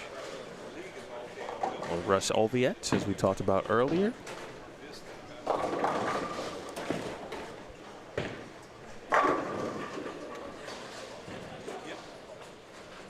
But Kyle can light him up. Yeah. He had a really, I don't remember what year at the New Mexico Open, but he had himself a nice qualifying block where, again, obviously tough pattern, as Mexico Open always is. Great shot there by Bob. And he was having a block, one of those blocks where it looked like, you know, he was the only one in the building that could do what he was doing, and, you know, had that type of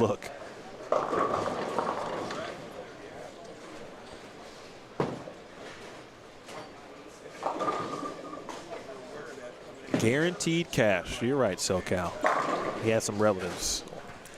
He had some relatives in or out this weekend, and or he would have been there. They would have been here. Glass half full, guaranteed the cash by staying home. Well, cannot argue with that logic, especially if you had some family out. I don't know, but sometimes when family's in, you still lose money.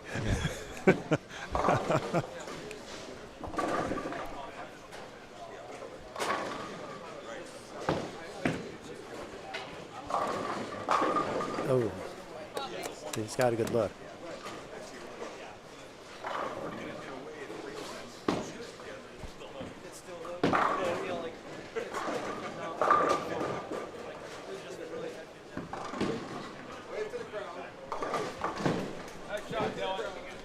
Dylan Taylor's moving our way. Yep. What did he just make or miss? He just got a Brooklyn. Oh, so okay. He was acknowledging the crowd that was cheering him for this amazing strike. Well, one of the things I'll never forget is him winning the That was something. New Mexico Open a couple of seasons ago or years ago. It was actually my first year being involved. Was it? With the tournament after Brian Bullstream TV, and you know, at first everything was new, right? Yeah. New to the event. You know, kind of having your own business, right? But then, you know, Dylan obviously very unique. We talked about, so never seen anything like that. And then just watching his march just through the bracket, it was like, oh snap! Yeah. Like Dylan, and then again to talk to him was even better. Great person. He's a good kid. He really is. I can't call him a kid anymore. He just turned 30 last week. How about that? Yeah, I think it was last week. Yeah, that's about the time where you got to stop calling. Can't call him a kid anymore.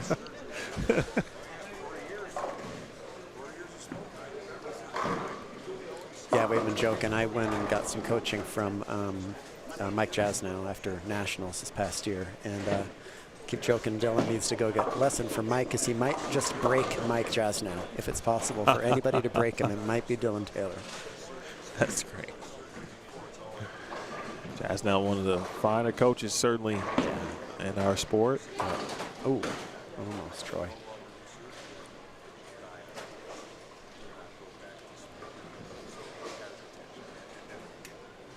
Mike is still giving lessons at the OC, although not in the stadium anymore. They did the renovation. Right.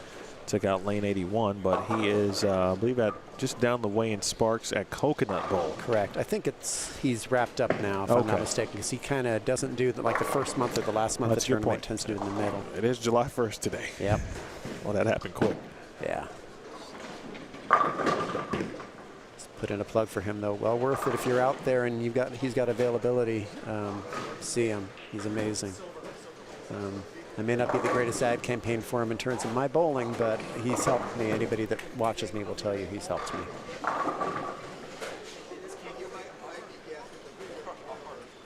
Have a great day, SoCal Motor Reviews. Look forward to seeing the channel.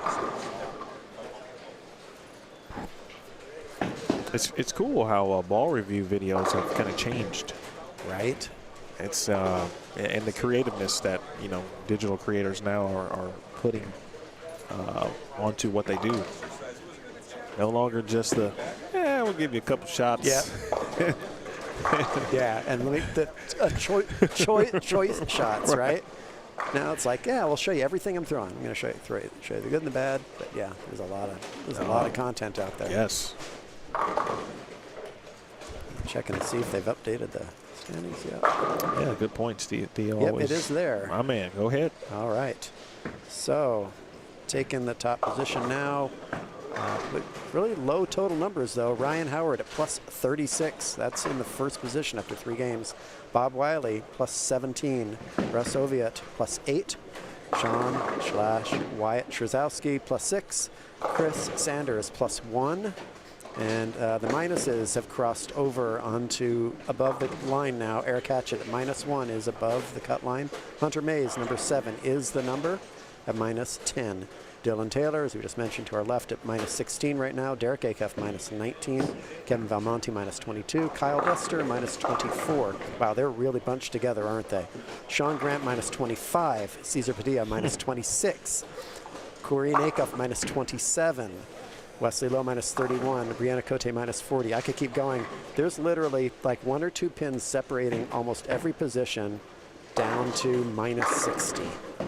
It's incredible. So, you know, if you're in the top 25, all the way down to Matt Jones, minus 79 right now, even below that, there's still a lot of people in this one.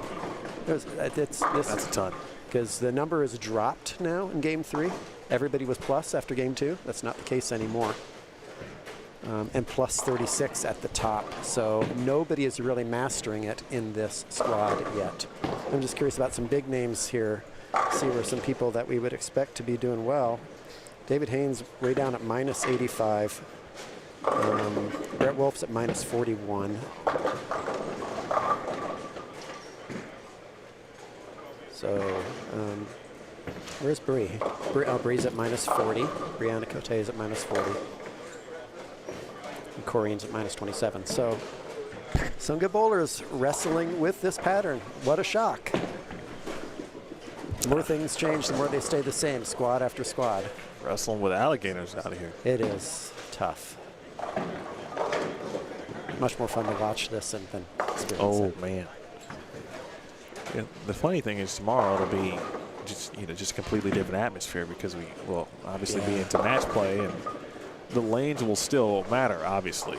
But in some cases, sometimes it just doesn't seem like it just because it's the head-to-head competition, right? And that sometimes kind of takes over.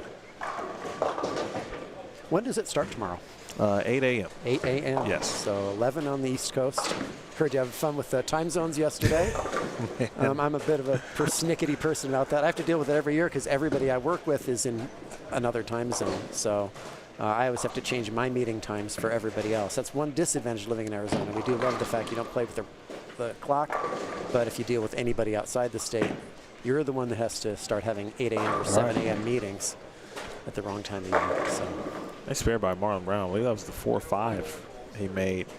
What really threw me off, and I spent a lot of time, not just this week, but whenever I'm on the air talking about time zones and making sure people know what time, based on their location, that a broadcast is going to start. And so I Googled Thursday, I think, Arizona time zone, because I knew that daylight savings time was not observed. Yeah. And so I'm like, okay, let me just double check. And the first thing that popped up was Mountain Standard Time, which is correct.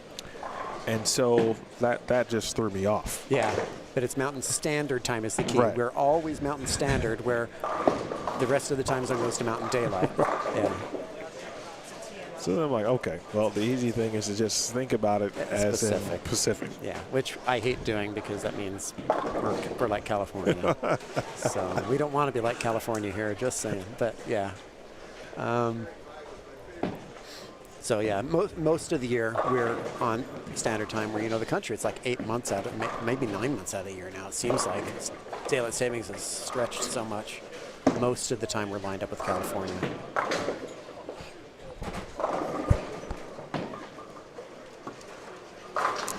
Well, John, I'm just looking down, and there's nothing going on, is there? There's a lot of grinding happening. Yes. It really makes you look at what Michael Fitzgerald did earlier. And, yeah. At plus 201, folks. In fact, if you are just joining us, a good time to go over what has happened up to this point in the tournament. Now, you can click the results link, and it's going to get you to this particular squad and its standings, but you'll see a drop-down menu that will allow you to check out the previous squads and, of course, overall. It's spared by Kyle Duster. So if we take a look at the up twos at the moment, again, Fitzgerald at plus 201, he led this morning's squad. Jacob Buttriff at plus 133, he led yesterday's A squad. Joe Grondin was second on this morning's squad. Greg Thompson Jr. was second on yesterday's A squad. Joe at plus 125. GT2 is plus 51. Then Jack Sullivan, 5th overall. Had himself a good day today at plus 33. That's this morning. Michael Haugen Jr. both yesterday. Andrew Kane and Anthony Chin both at plus 26. But again, they rolled off for a bye, so Andrew Kane is going to get a bye tomorrow. They both are at plus 26. Mark Mazzula was plus 23. Ben Perry was plus 22. Matt Zweig was plus 13. Brian Halen was plus 3. And of course, there are a few players still plus in this squad at the moment, but as of right now, and it you know, we never know. We have seen that as we get later in the block, the opportunities to post score seem to have gone up or increased. But I don't know. I don't know if that will happen in this squad. Maybe for a couple of players.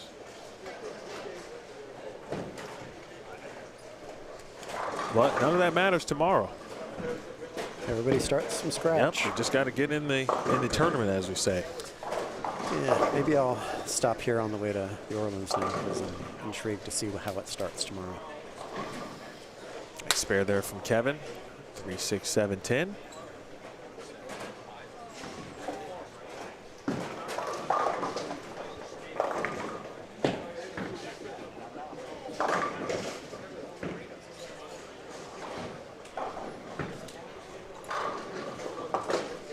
Saw Corrine Acuff. Gonna give that look, and Corrine, like Brianna Cote, not only made a major show, excuse me, unable to come away with the win at the USBC Queens this year, but in her rookie season as a professional on the PWBA Tour, firmly in the running for Rookie of the Year. Yeah, quite an accomplishment on her first show to make a major. She did great. Really did, and she had to battle that injury. That's right. I saw the injury, you know, kind of go down, if you will. And it was like a whoa. You know, she was in clear pain, and lots of it. Yeah, took just a quick moment to just try to gather and see if she would even be able to kind of throw a bowling ball to continue her match, which was like, this was like game 3, maybe frame 5 or 6-ish. It was late in the match, close against Julie Bond, and she ends up firing like a 3-back. Right. She closed it out, and she's tough. She's a tough lady. So I think she probably learned a lot about herself there as well.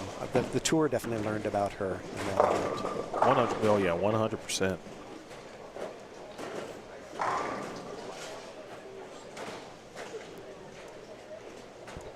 She's slowly making her way down in this area.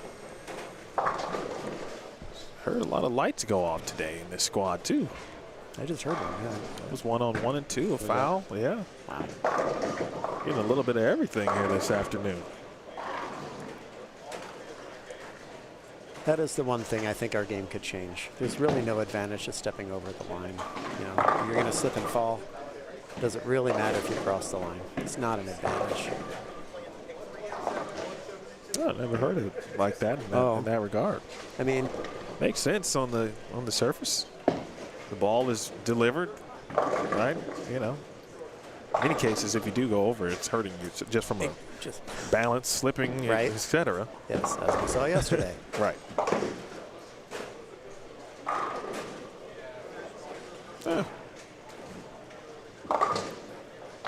It would save centers a lot of money because those things are the ones here. Actually, I was talking with Mike about that here. They have some relay in them. It's actually a wearable item. So it's like every time you foul, that relay clicks, and it only has so many clicks in its life. And he's like, oh, wow. Yeah, I did not know this. So it used to be a habit of that Thursday league, actually, that, you know, when we're warming up in practice, everybody would deliberately foul so you get a fresh rack for the next person. Yes, that's true. He's like, well, you know, we'd appreciate if you didn't do that. Here's why. It actually costs us money because you're using up the life of the relays. Makes sense. It's like, yeah, I had no idea. I'm like, it's an electric eye, right? I didn't, yeah, but you think about it, it's chunka, making mechanical things happen, right? So, anyway. Oh. Yeah. go. I don't know if that's true. I mean, different manufacturers. This is Brunswick, obviously, but you know, I don't know a lot about it. But that's Also would prevent them from potentially being, kicked by a frustrated individual. right, because that's when they're fixing them, right? That's when they get misaligned, they Right. stop working, is because people Right. do take their frustrations out on them, unfortunately. Hook. Oh yeah. Jeez Louise, Kyle Duster. Okay. You know, he just gets rolling, and then he just has a couple of hiccups that derail the game. I mean, he has to go out for a 209 here. There's that nice 5-2, which was probably a super washout, I'm guessing.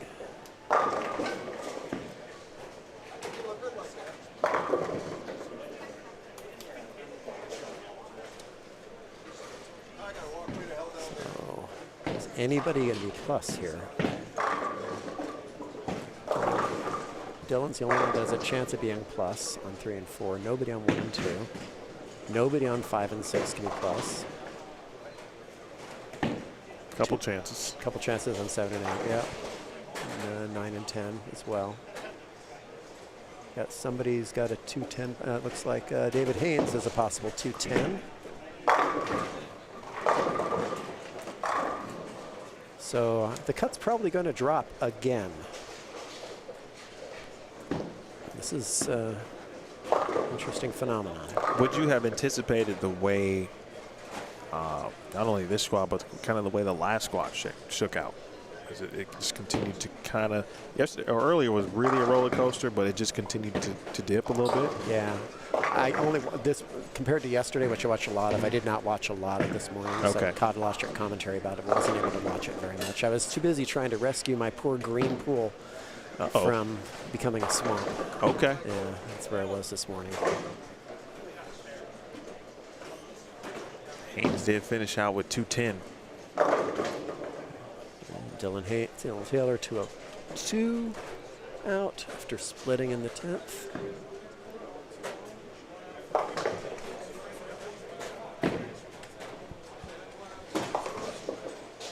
Somebody's got like a 250 down there. It might have been.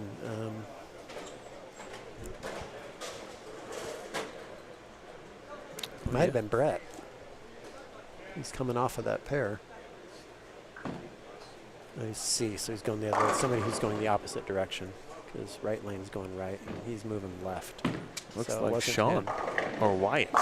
No. Oh wait, yeah. Yeah, I think you're right.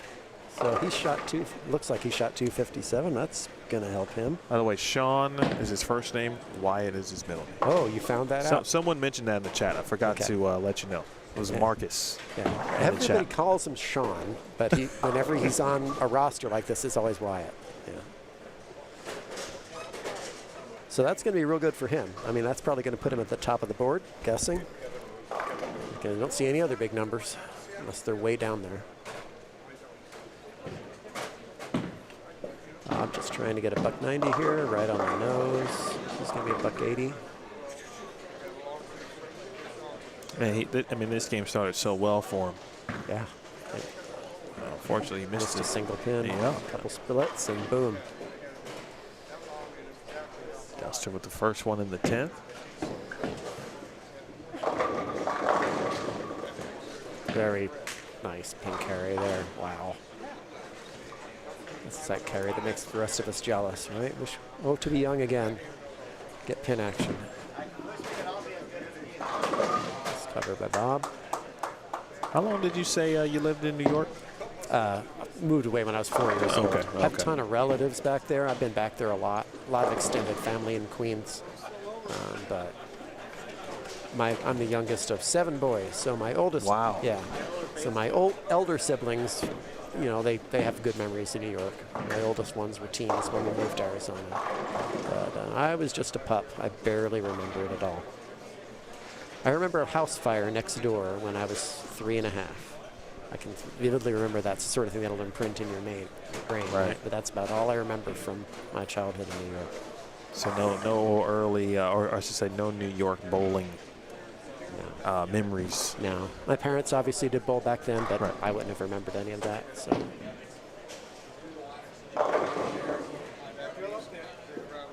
Marlon trying to fill it up here. He'll be in the 140s with a spare. Great dude. His shoe game is always cool. He's got a son who plays college football. I did not know that. I believe at Clover Stockton, if my memory is correct, which is in Kansas or Missouri, one or the other.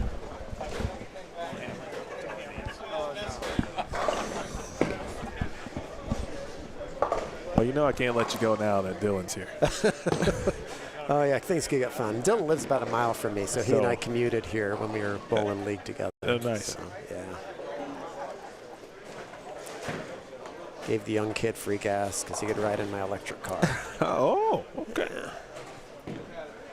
I've heard a lot of good stories about electric cars recently. I really love my Tesla. I'm an early adopter. Again, I'm a geek, so right, I like all things techie, and a lot of fun to drive. Great road trip car, despite what people think. Drove it up to Reno. It was a great ride. The car did most of the driving for me. Now, are we talking like you were able to take the hands off the wheel kind of thing, or you just have to keep an eye on it, right? Okay. It's driving itself. Selfless? It just tells Or you. driverless? Full self-driving. Okay. So it's still beta. You still have to keep an eye on it. It's kind of like a teenager who's getting pretty good at driving, but occasionally makes a stupid mistake. It's like, That's a what good were analogy. you thinking? But the overall majority of the time, it's good. So on road trips, it's pretty amazing. You still have to keep an eye on the road. It's actually watching you, making sure you're keeping an eye on the road. And you just keep your hand on the wheel, just resting your hand on the wheel, and it does most of the work for you. So it's nice. is there an alert Look at system of what? That's a typical Dylan Taylor That is strike right there. Dylan. Yeah. and And my couple of kind of short years of watching him bowl and getting to know him just a little bit. or the very high flush, just destroy the pocket strike. One of the two. Yeah. That one's very loud. Yeah. I actually saw forgot what I was watching, but it involved the San Francisco Giants baseball team, and either they have a partner, the team has a partner that it's a self-driving car company or brand. Okay. I don't remember the name of it, but Jock Peterson and his brother rode in the car. Might be Waymo. Probably Waymo. Maybe not. Okay. Maybe, could be. All right. But so come by, feature. I was like, oh, okay, let me just check it out, right? And obviously they got to A and B. I think the premise there was Jock's brother is unable to drive, and so they were kind of testing Cool. a driverless vehicle in that sense. And so when you were mentioning that, that immediately popped into my head because I just watched something to that degree. Yeah. I mean, the technology's not there yet, but it's going to get there. And that's, what you just talked about is just an amazing use case. Imagine now if you're blind, right. You can have a car and the car will be able to take you there. I mean, we're not there yet. We'll right. get there someday. How good that's going to be for so many people.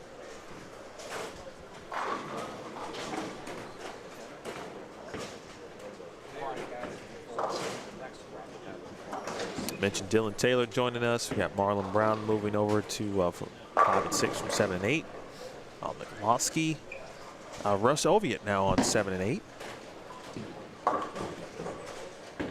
Our Arizona State player himself.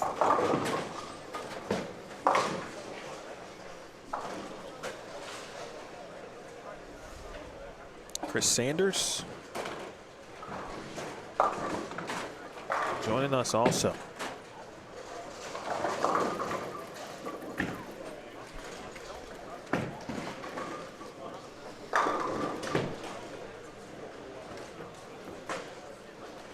Kevin, that's a good question. The answer would be no, just from the vantage point of I wasn't there in person at Bowl Expo.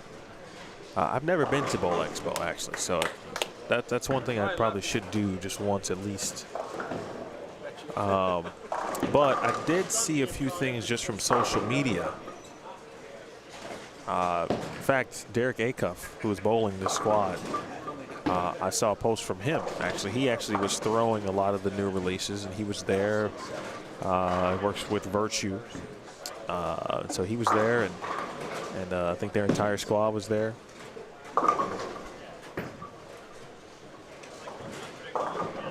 I did hear that maybe the new Quantum Evo, I forgot what the initial or additional kind of tag line on the bowling ball is, but it sounds like that one might be very, very good as well.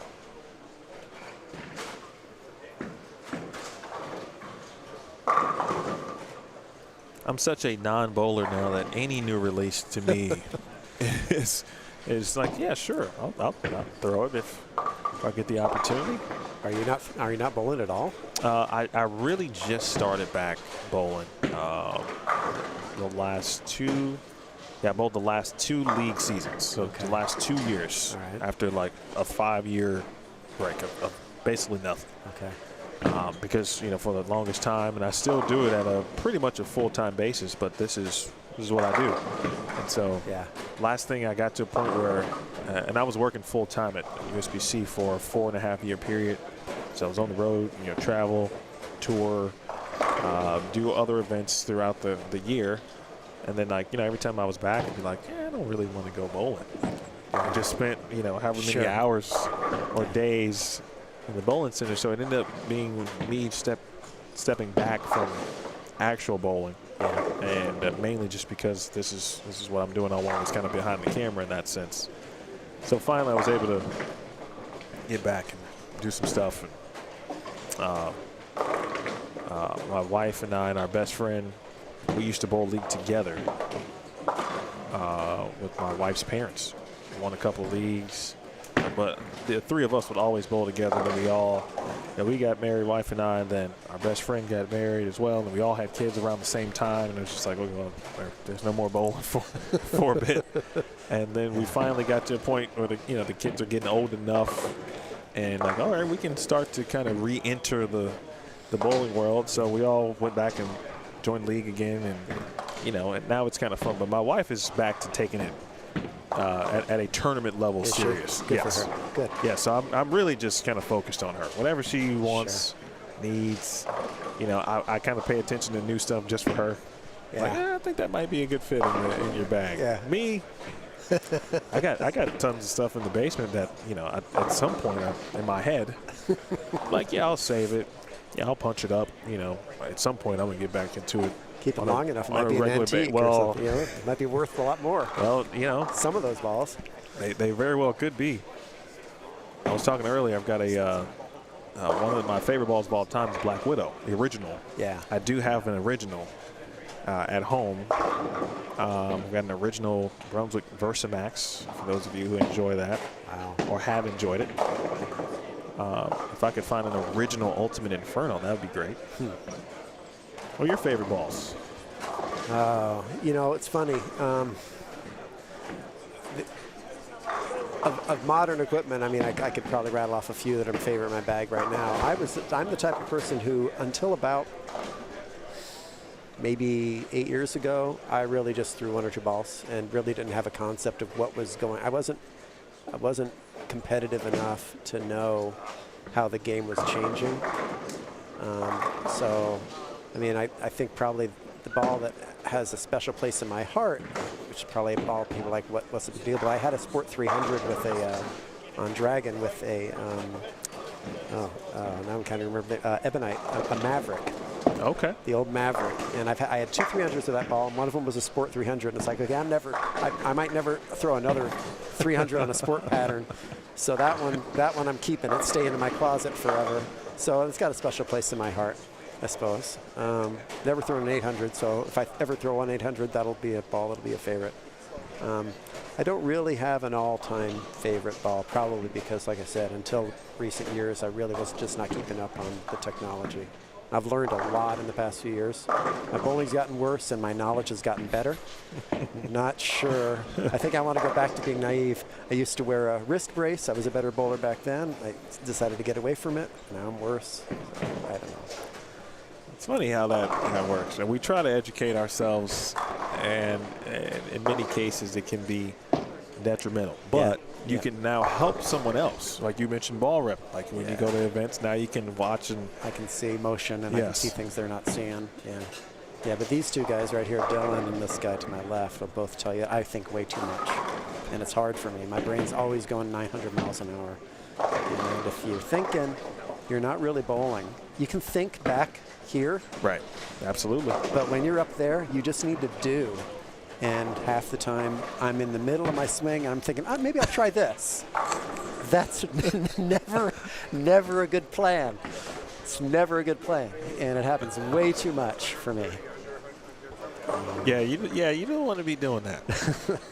Your mind should be. Oh, I forgot. I'm supposed to do this. Okay, should be free, as they say. Maybe do it on the next. Should be clear. On the next throw, not while you're in your backswing. It's not a good idea. So yeah. That looked like a good shot for about 50 feet. Yeah. And you could just see it on the players' faces, right? They all come back. They're all kind of, Russ just came back, just kind of staring into space, and there's Troy coming back, looking down. There's nobody, usually you'll see people getting lined up, and they're like, yeah, I threw a good shot, and I know it. I'm ready to throw the next one. Let's go back at it. Everybody's coming back after these shots like, I'm not quite sure what happened there. Maybe I should try something different. Pretty much the universal facial expression I'm seeing here. Tell me if I'm wrong. No, you're 100% correct. Okay, new numbers. Looks like it. Where are my glasses? They're on my knee. How about that? Which is a great place for my glasses. Okay, want me to read them off again? Yes, sir. Okay, not surprising. Sean Trzowski has taken the lead at plus 53, way ahead of Ryan Howard at plus 16. At 0 in third place is Bob Wiley. Wow. So even is third. Yes. Wow. Derek Acuff minus 4 in fourth place. Fifth place at minus 7, Cesar Padilla. Sixth place, minus 10, Russ Oviatt. Seventh place at the cut is Dylan Taylor at minus 14. Kyle Duster is pinned behind at minus 15, just outside the number. Eric Hatch at minus 18. Chris Sanders minus 21. Josh Anthony minus 36. Wesley Lowe is at minus 43. Jason Lowry minus 44. Kevin Belmonte, we just talked about him earlier, minus 52. So a lot of people are starting to drop off the pace. The number keeps dropping, and a lot of bowlers are dropping. Other big names, Brianna Cote is at minus 53, tied for 15th with Marlon Brown. Corin Acuff right behind her at minus 18. Ari Wilson minus 60, tied with D-Ron. Brett Wolf is at minus 66. David Haynes minus 75. Matt Jones minus 98. Yeah. So they're not getting easier, folks.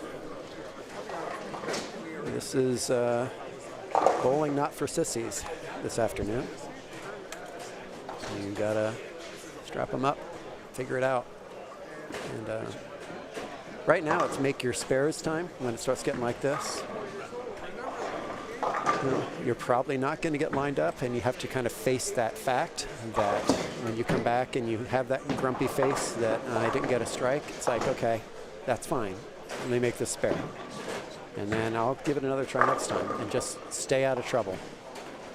Spare shooting is, it always is vital, but just as we saw earlier, I mean, for some players, I think their spare shooting helped, save them in a sense, just to have that opportunity to make the top 7.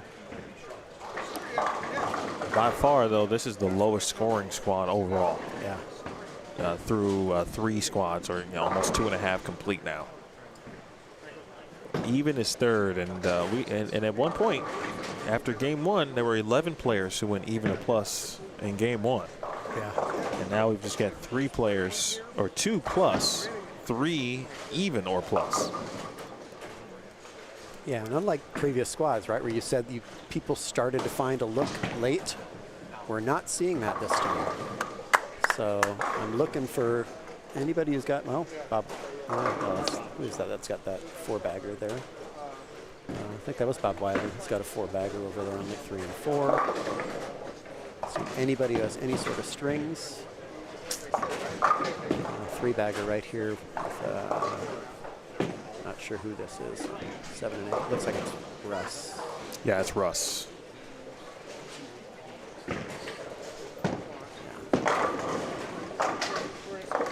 Throwing it pretty darn good. I'm trying to remember. He was came in second at a big tournament recently, didn't he? I'm trying to. He finished second last year here. Yeah, something. I thought more recent than that. But Something anything televised. recent, I'm not sure. Yeah. I feel like I need to look that up. That does sound familiar, though. I think maybe he made a Players' Championship qualifier, perhaps. The last couple. We got a minus 18 cut guess in the chat. Yeah, I would say that's probably a pretty good number to think about.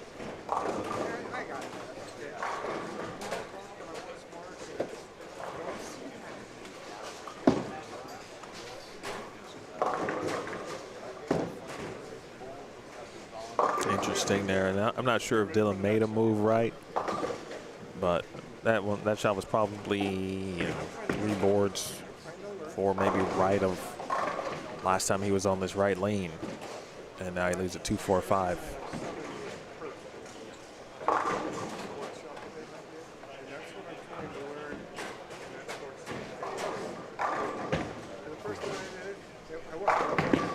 Eric Hatchett went to reactive, I believe, on 1 and 2.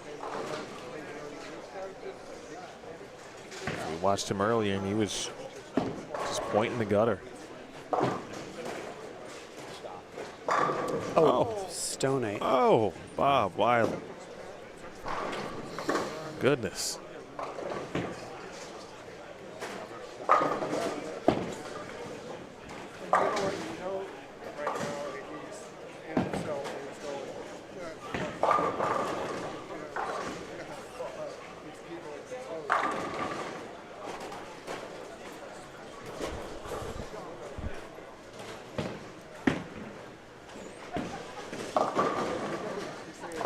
Marlon Brown didn't want to take 3 off the right, but he'll take that spare any way we can get it.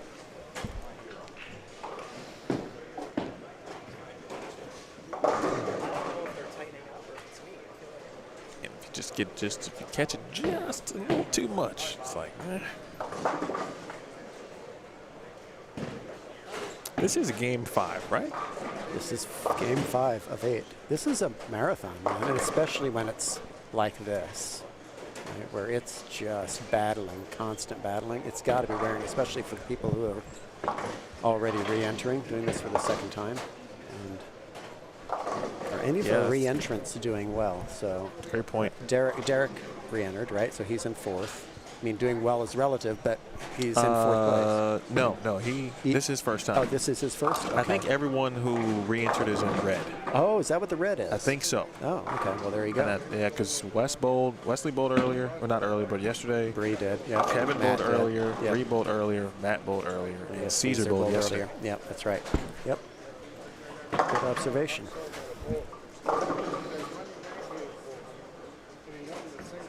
Bree hasn't been, and I don't see it, like, it's very rare, I'm sure, for anyone, especially in this area, who watches Brianna bowl.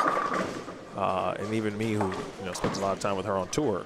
No, it's rare to see her bowl or struggle. Yeah. And I mean, she has had minimal 200 games on this pattern. Yeah. I mean, she has none yet. Not a single one. And I think she just had 1 this morning. And it was 240. Yeah, and that's not going to do it. Even if it's tough, you've got to get plus at least once, at least twice. I mean, 8-game block, maybe more than that. But with minus every game, you're just going to drift down. That's right, Kay. Again, minus 1 squad A, minus 12 squad B, and yeah, we might be looking at a minus 30 situation here. So this is when you start wondering if the pattern is starting to play truer now, because it's the third time for this pattern going down the lane. Do you think that has something to do with it? I mean, I'm just guessing here, but you're seeing a continual downtrend, and this is a pretty strong squad. You've got some good bowlers Absolutely. on this squad. It's not like this is a weak squad. They've all been strong, but my humble opinion, this squad's probably stronger than the last one, and it's not scoring as well.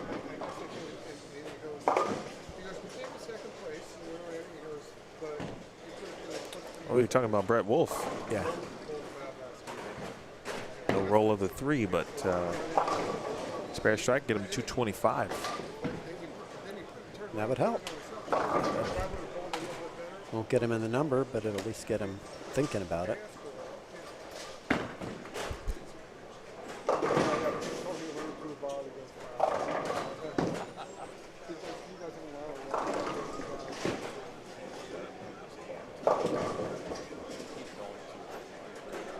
That's one thing that that item you just mentioned regarding pattern playing truer each time it's laid down. I hear that all the time on tour.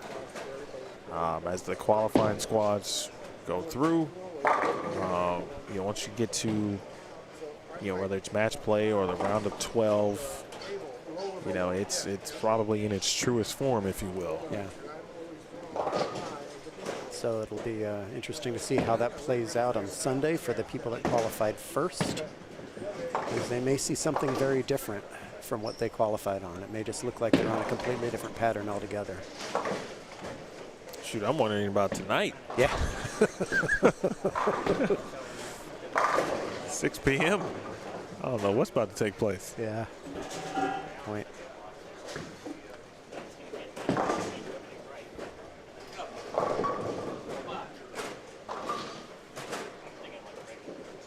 Bob Wiley, possible 220.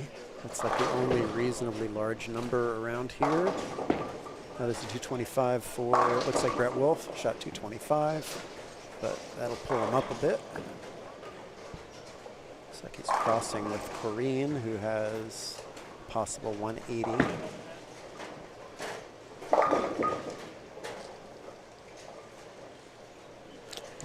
How many lefties have made it? It's a good question. Let's see.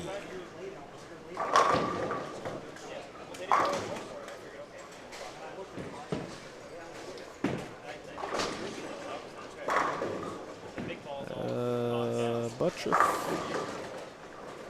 Andrew Kane, Ben Perry, I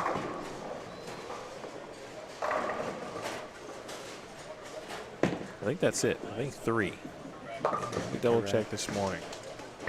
It's Kane and Ben Perry from this morning, and yesterday.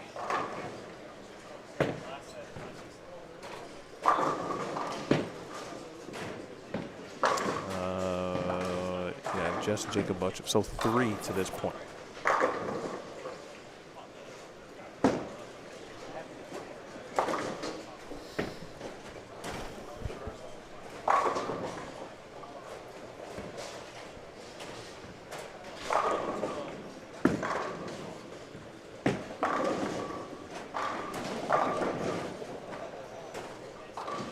Approaching the 3 o'clock hour.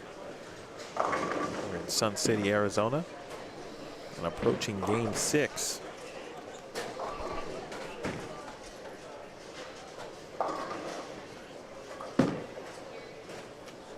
And that just sailed right on Dylan. Still get to 2-0. Which will be just fine.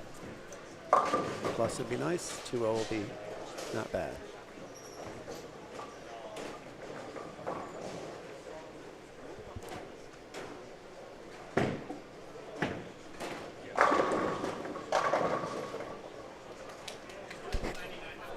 Remember seeing Chris Sanders, he bowled last year, or he also bowls the New Mexico Open.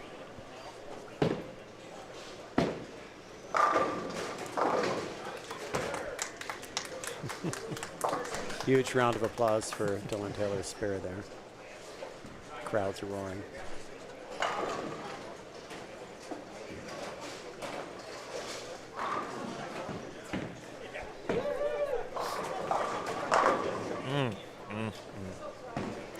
Gosh. That's Yeah, it's a big turn for him, right? Because now you go to $190 where you had a possible 215. man.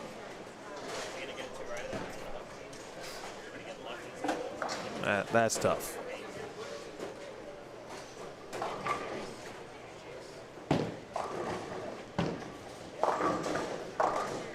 That is the additional, right, the frustration part.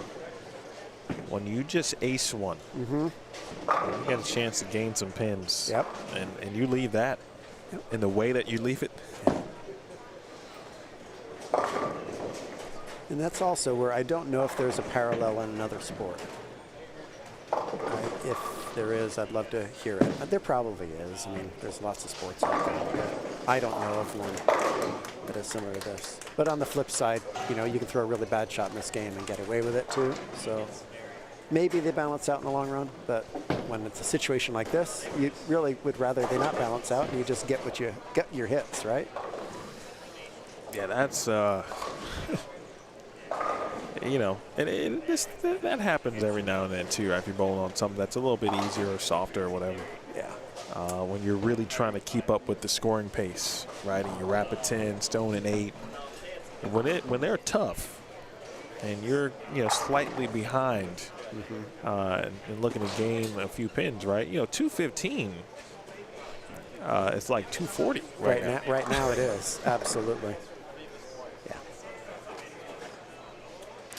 John, every game I keep saying, and every game I keep saying, so I'm just going to leave it up to you at this point. I'm enjoying this. Okay. If you're enjoying it, I am. As long as I'm good. not putting people to sleep out there, I'm good with it. I'm good. Just go visit tatbowl.com/DSW. Get signed up for the Cliff Castle Classic. Let's do that actually while we have that a chance there. Let's throw that on the screen. Yeah. So 5,000 first place, 5 different divisions, right? So there's a scratch division, women's division, there's a senior handicap division. That senior handicap division, by the way, we're adopting the same new rule that Jamie is in nationals, which is it's handicap limited.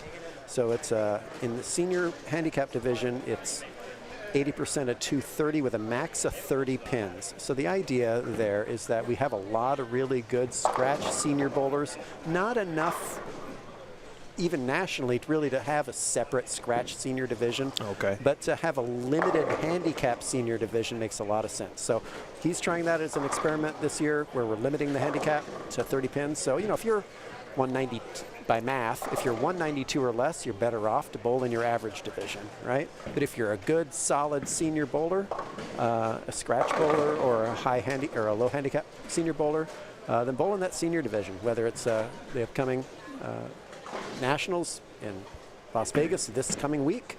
Throw that little plug in for Jamie, or our Cliff Castle Classic, which is the first of what we hope to be many regional tournaments here. But then we also have divisions for if your average is under 189, we've got a division for you. Average is 215 and under, we got a division for you. And if you win your division, you are guaranteed $1,000, right? And then the 5 division winners, just like normal tat in Vegas, bowl for the grand championship, $5,000 for first place if you're in the progressive pot. There will be a progressive pot. We're going to start one here, just like Jamie has. They've got, by the way, in Vegas, $80,000 in the progressive pot now. $80,000. That number's getting absurd. So you win the tournament, you win 25, you got a shot at 80% of that, so you got a shot at another $64,000 with 3 balls if you throw 3 strikes. So we're going to start a progressive as well with the Cliff Castle Classic. It'll start at 1,000, right? We're a little more modest here, but we'll grow it from there. And hopefully we'll have a nice number over time in that progressive pot. We will hold on to it if it's not broken so that it carries over to the next tournament. It'll be a true progressive pot. So explain the progressive part, because I'm sure there's people watching this who bowled the tat. Sure. There might be some who have not. So obviously, when you hear 80,000, you go, oh, yeah, that's real money, right? So the way the progressive pot works at the TAT is you pay your entry fee at but you have to pay when you check in for your squad. We take side pots for brackets and regular side pots, and we also take $10 optionally to be in the progressive pot. If you qualify for the finals in the squad that you paid for the progressive pot, and you win the tournament, then you well, it's different in the national than the local. So we'll talk about the regional first. So if you're in the regional, you'll win 5,000 instead of 4,000, and you'll have a shot at 70% of whatever else is in the pot. Everybody's paid $10 into it. That pot will grow over time. Well, at the national tournaments in Las Vegas now, the summer and winter tournament, that pot has grown with people paying $10 per squad to get in, has grown to $80,000. So you win the tournament, and you get, instead of winning 20,000, you win 25. And then you have a shot at whatever the balance is, and it'll be more than 80 because it's whatever's been. But I think they're going to. He's expecting an absurd number. I think 1,200 entries this summer. We'd never seen that in the summer. Those are winter numbers, and now we're seeing those in the summer. People are actually coming to Vegas and going to swelter in the heat because that's real money we're talking about, right? So anyway, if you win the tournament, you start out with 25,000. And then the way it works in the national tournament, you have 3 strikes across 3 lanes. If you throw your first strike, you win 20% of the pot. Throw another strike, and this is from memory, is another 20% of the pot. And if you throw the third strike, you get 40% of the pot. A total of 80% of the pot is available. If you don't strike on your first ball, you can still throw those other 2 balls for $5,000 each. Okay. So you could still get another 10 grand out of it. So you don't win the full 8, like if you strike all 3 times. No, yeah, you win 80%. 80% of it. You want to hold off onto some of that, right, for the next tournament. Sure. So you can break 80% of that. I'll take 80%. Yeah, 80% of 80,000 is 64,000. Doing math in public, and I succeeded. So I'll take that. Yeah, and so for the Cliff Castle Classic, it'll be the same thing. Obviously, the numbers will be smaller, and we're just starting our progressive, so it'll be small to start. But you do need to be in the progressive pot to win 5,000. Otherwise, it'll be a $4,000 guaranteed first place. Very well done.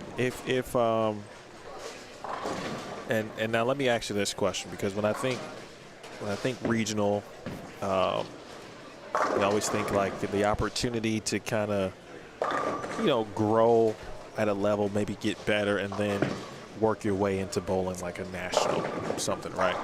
Ultimately, with the regional portion of the TAT, that you and Jamie are looking to build, does it get you prepared to then go bowl the TAT and the national? It's exactly the idea, right? So, in fact, we already saw that when we had this regional in Mesa, the PBA LDC that was run like a TAT in April. We had a lot of people who had never bowled the TAT before that said, I've always wanted to go to Vegas, wondered what it was like, and now I get it. I had a lot of people come up to say, when are you coming back? Because this is amazing. It's just a very different format. And for those of you who don't know how it works, it's a 3 games qualifying. So it's a sprint in terms of qualifying. Of course, you can re-enter. But if you make the finals, it's an eliminator style final within your division. So you'll have 3, 4, 5, or 6 people on a pair. And you're only bowling against those people on your pair in your division, and we will eliminate. So let's say if you have 6 on your pair, 3 will be eliminated, 3 will go on to the next round. And we'll keep doing that, and we'll winnow that field down to 1 bowler left per division. And of course, you're winning money for every round you advance. In the national tournament, you win $500 just for making the finals, another $200 for every round you advance in the finals. For our regionals, it'll be $200 to make the finals and $100 for every round you advance. So yeah, the idea is to get people familiar with the TAT experience, maybe a little bit less intimidating of an environment. And actually, we're kind of doing that this summer already. I mean, we're running a league in the same house where we had this LBC. We're running a summer league that I have a tournament going every single night. We have 18 teams where we bowl 3 games as normal league, and then, but while they're bowling for league, they're also essentially doing a qualifying for a finals that night. And so a lot of people are getting kind of experience of the pressure of what it's like to bowl in an eliminator. We're bowling on tough patterns every night, every week. And they're getting that feel so that when they go to the regionals, when they go to the nationals, they understand what finals feels like. Because me, I've only made the finals twice in Vegas, and it's intimidating. You have 70 lanes of bowlers, and half of your or more are going to be gone in one game. Right. That's tough. And you've got to figure it out pretty quick. Now the good thing is with 6 on a pair, right? You just have to be in the top 3. 5 on a pair, 4 on a pair, you just have to be in the top 2. But it's still, if you've never faced that sort of pressure in a tournament before, it's rough. So we're giving people a chance to get that experience in a little bit of lower stakes environment. And I know a lot of people from the Mesa tournament and the people that I've talked to through the league are very interested in going to Vegas now. And a few people that are in the league this summer are going up to Vegas this week. They've never gone to the TAT in Vegas before. So yeah, that's kind of the goal. The regional build to the national, give people the experience so that they can succeed up there. That's a great idea. I might end up maybe that'll be my first foray. It won't be this year, but I could see it. I'll give you a shout when I'm because hopefully you guys will be doing this for a very long time. I hope so. I'm very excited about this event. I think it's going to be great. It's John Verbal, folks, giving you a breakdown of TAT regional action that's upcoming, the Cliff Castle Classic. That's a tongue twister. You guess what I was just saying. You made that one tough. I wanted it to have a little ring to it, and it does. You just got to slow down when you say it. The hyperbole flows right off. My guy Ari Wilson is joining us here on 5 and 6. Ari left us from the Chicagoland area a few years back. He's been hanging out in Vegas, bowling everything possible. Yeah, he's a regular in the TAT himself, right? He came down to Mesa actually in Boulder. He made the finals, advanced several rounds in the finals in Mesa. David Haynes just to our right, likewise. Yep.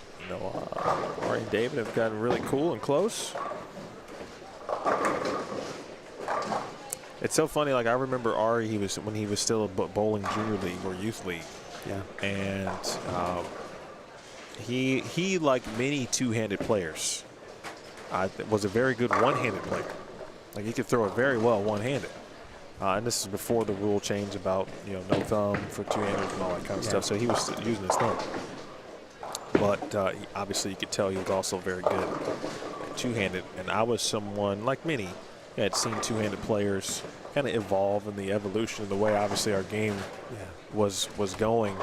And I'm very biased toward two-handed bowling because I got a chance to bowl with a very good one in college. And it was my first time experiencing anyone, throwing it that was not one-handed. Yeah. Right? But he was one of the best I'd ever seen do it still to this day, Ryan Valenta. And so, it's like, Ari, it's one of those, like, in anything, if you feel like you've got an advantage in some degree, it could be one pin. You got to take advantage of whatever that is. And he's been doing his thing.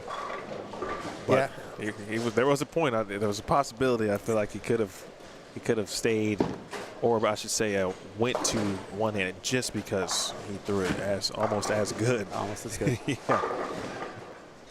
Yeah, I think a lot of us, though, if we would go back in time, we'd be two-handers now.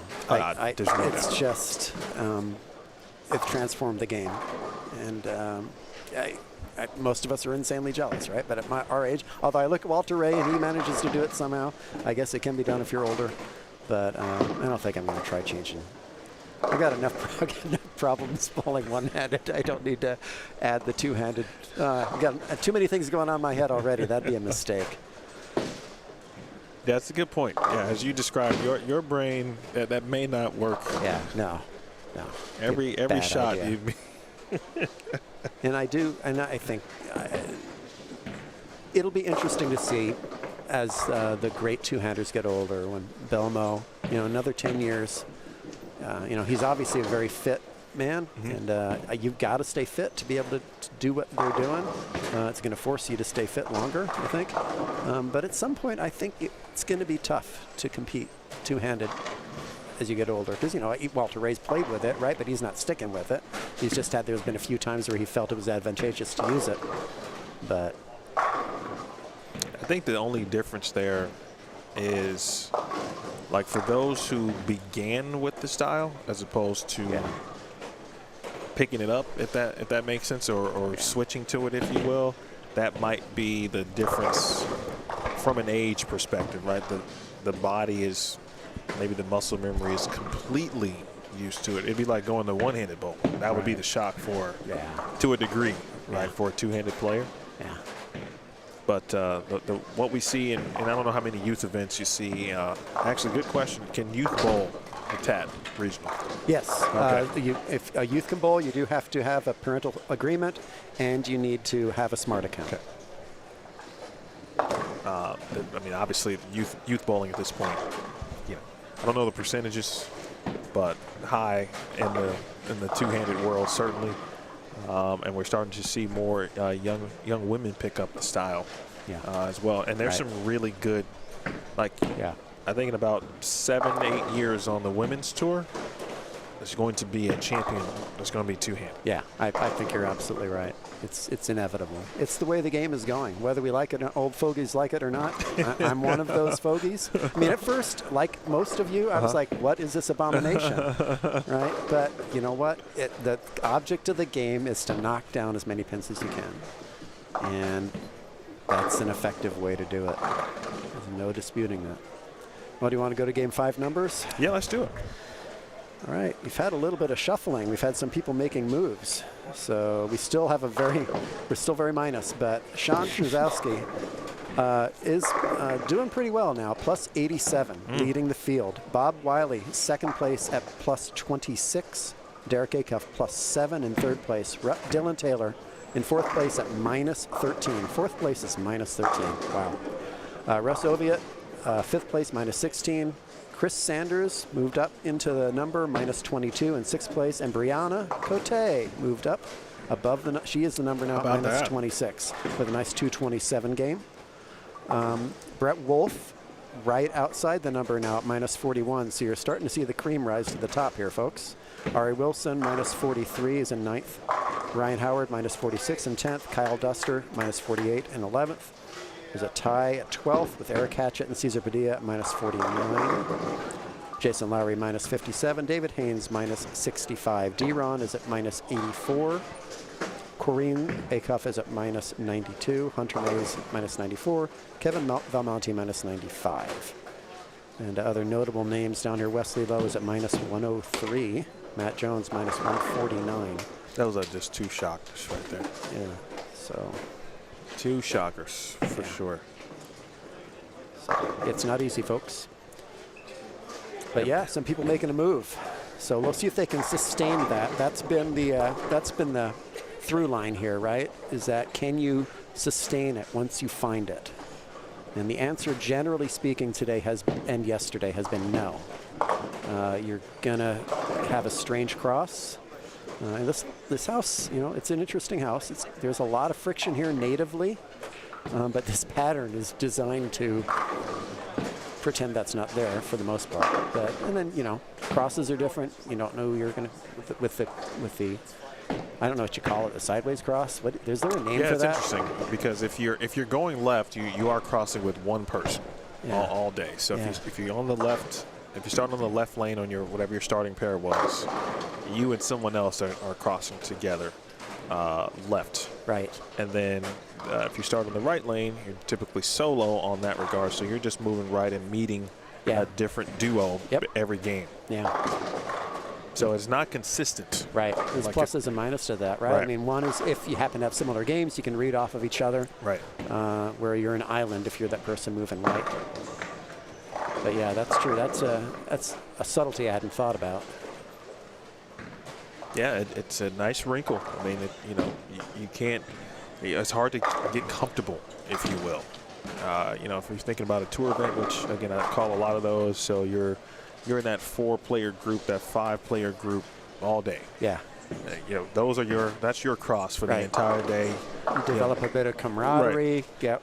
The lanes will be, different. The skip is a little different when we get back after lunch, but, those are your people for the day. Right, and as you see, even if you're not playing necessarily the same part of the lane or playing it the same way, you're seeing things about, oh, that's something different about how their ball is reacting. I need to make a note of that.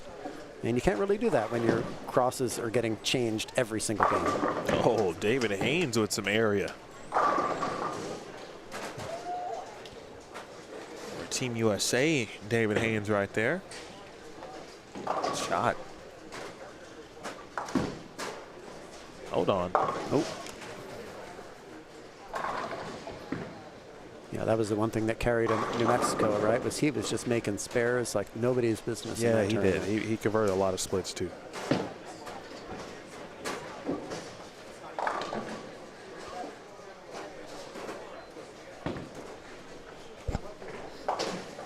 Frustrations on the, when you bowl on this, right? It can affect your second shot.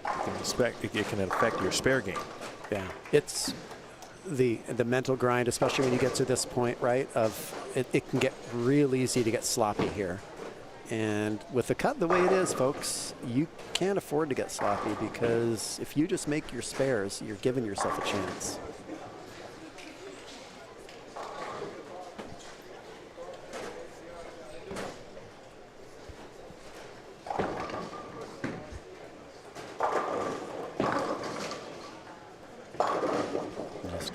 High for Russ.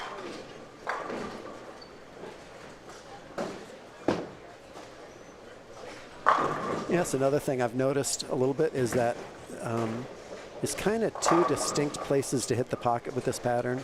Either you get the light mixer or you crush it. There doesn't really seem to be an in-between middle hit that carries today. At least I haven't seen a lot of them. I've seen a lot of light mixers.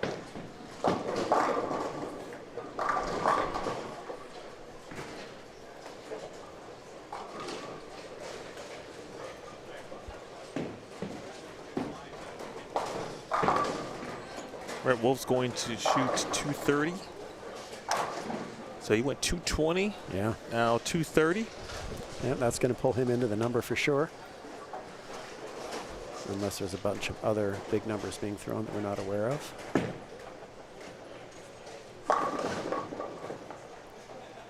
Oh, Gregory? Appreciate, I'm assuming that you were talking about 9 through 12. Or you could be talking about 9 through 12 in the standings. Good washout off camera there. Chris Sanders. Duster again. Gotcha. Four-bagger for Kyle. He is on a pair with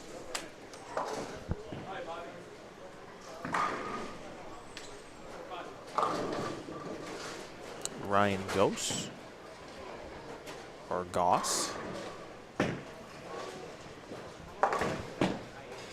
Brett Wolf is probably going to be in the number, more than likely, especially if Chris Sanders. Chris can only get to 170 now, so he's going to fall out of the number. So at worst, Brett Wolf is going to be in the number.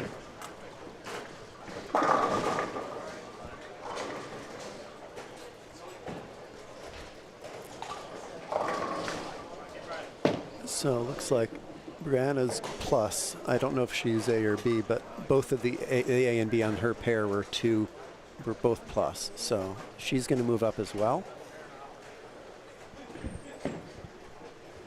So maybe we're starting to see now a little bit of what we've seen in the earlier squads, at least for the bowlers you expect to be performing at a high level. Again, this situation, you're just trying to make the top 7. Yeah. It doesn't even matter how you get there. You got to make it to prevent, again, now I'd have to imagine that, whoever does not advance, especially if they've already re-entered, they've re-entering this squad, probably not going to bowl the C or the D squad tonight. That's 8 games. Right. And I take my chances in the 2-game sprint if I'm going to do it one more time. Right. Oh, that was a nice little break for Dylan.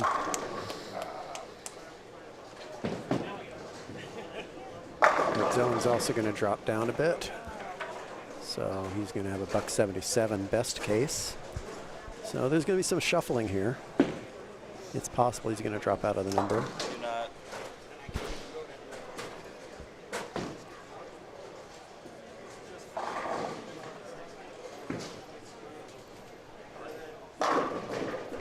Shot there Nice off shot. camera. Mr. Wilson. And Ari's kind of turning it on now. Let's see. Yeah. Yeah. Possible plus for him. Russ Ovia is a tall dude. I know that's super random, but I noticed it last year too. But I was going to say, it's about the same as it was last year. when he stands in front of you, you look at him on the screen. He's just a big man. And I'm like, okay. Yeah, sometimes you got to adjust the camera for certain people. yeah,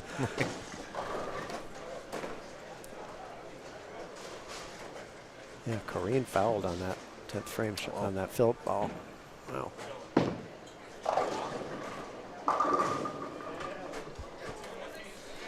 She's now really liking my new proposed rule, just saying. She's looking like she's not believing that she actually fouled. Well, I think she's also maybe getting some confirmation too from her peers. So.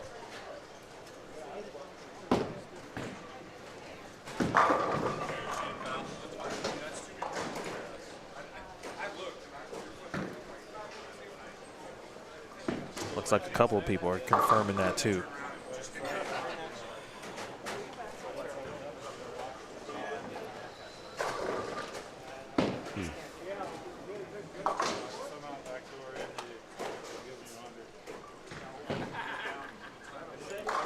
David Haynes, possible 224. So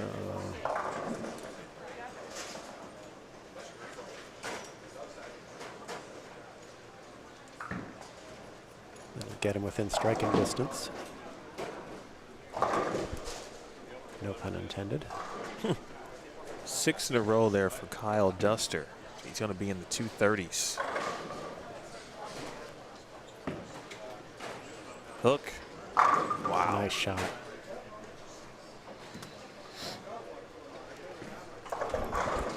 And Ari's just outside the number, so this next ball is pretty big. Sanders, again, can only get to 153, so he's going to be out of the top 7 with 2 games left. Brett Wolf on the come up. 220, 230 the last 2.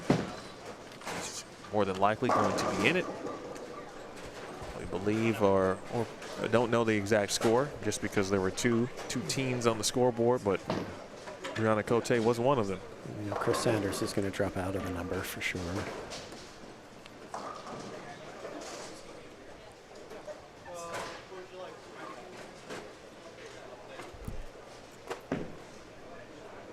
Push. Oh. Love to carry the 410 like that. Big 2-0 game. Got to secure the count, though. If you recall, Russ taking his urethane ball up the middle of the lane and the Nice. fill shot in the last game to ensure, hopefully high count. It's a good break there. 2 more puts him at, again, 200 even.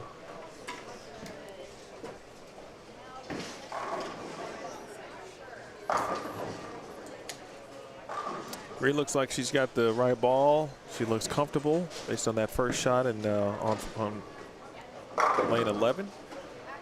3 good ones. Yeah. Really 4. Yep.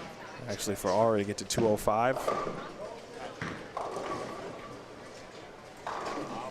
And I talked earlier about the facial expressions of the bowlers coming back, and you can see it now, that change in these bowlers that are starting to get lined up, and they have the more confident look coming back. Okay, that ball did what I expected it to do. I know what my next moves are. That sort of look. It's the look of a competitor who's starting to figure things out. There's still a lot of deer in the headlights looks here, but there are some people that are figuring it out.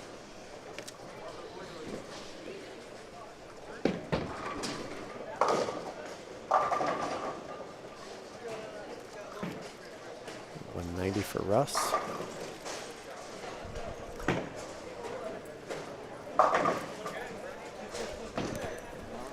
Going to be some juggling coming. The scores are being gathered. It should be intriguing. Yeah. Yeah, it's starting to get really interesting now, where it was a little bit of a slog before, and now you're starting to see some action, some people making moves. Some folks got through the quote-unquote hard part. Yeah. Slog, as you just said, the storm. There is a light at the end of the tunnel. So we got Brett Wolf now right in front of us on 7 and 8. ABC Masters champion 2002 in Reno.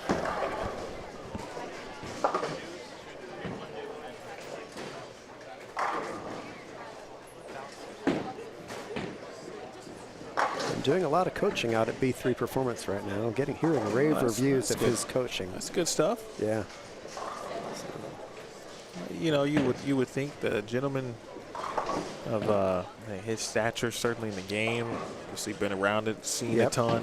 Yeah. Won at obviously the highest levels.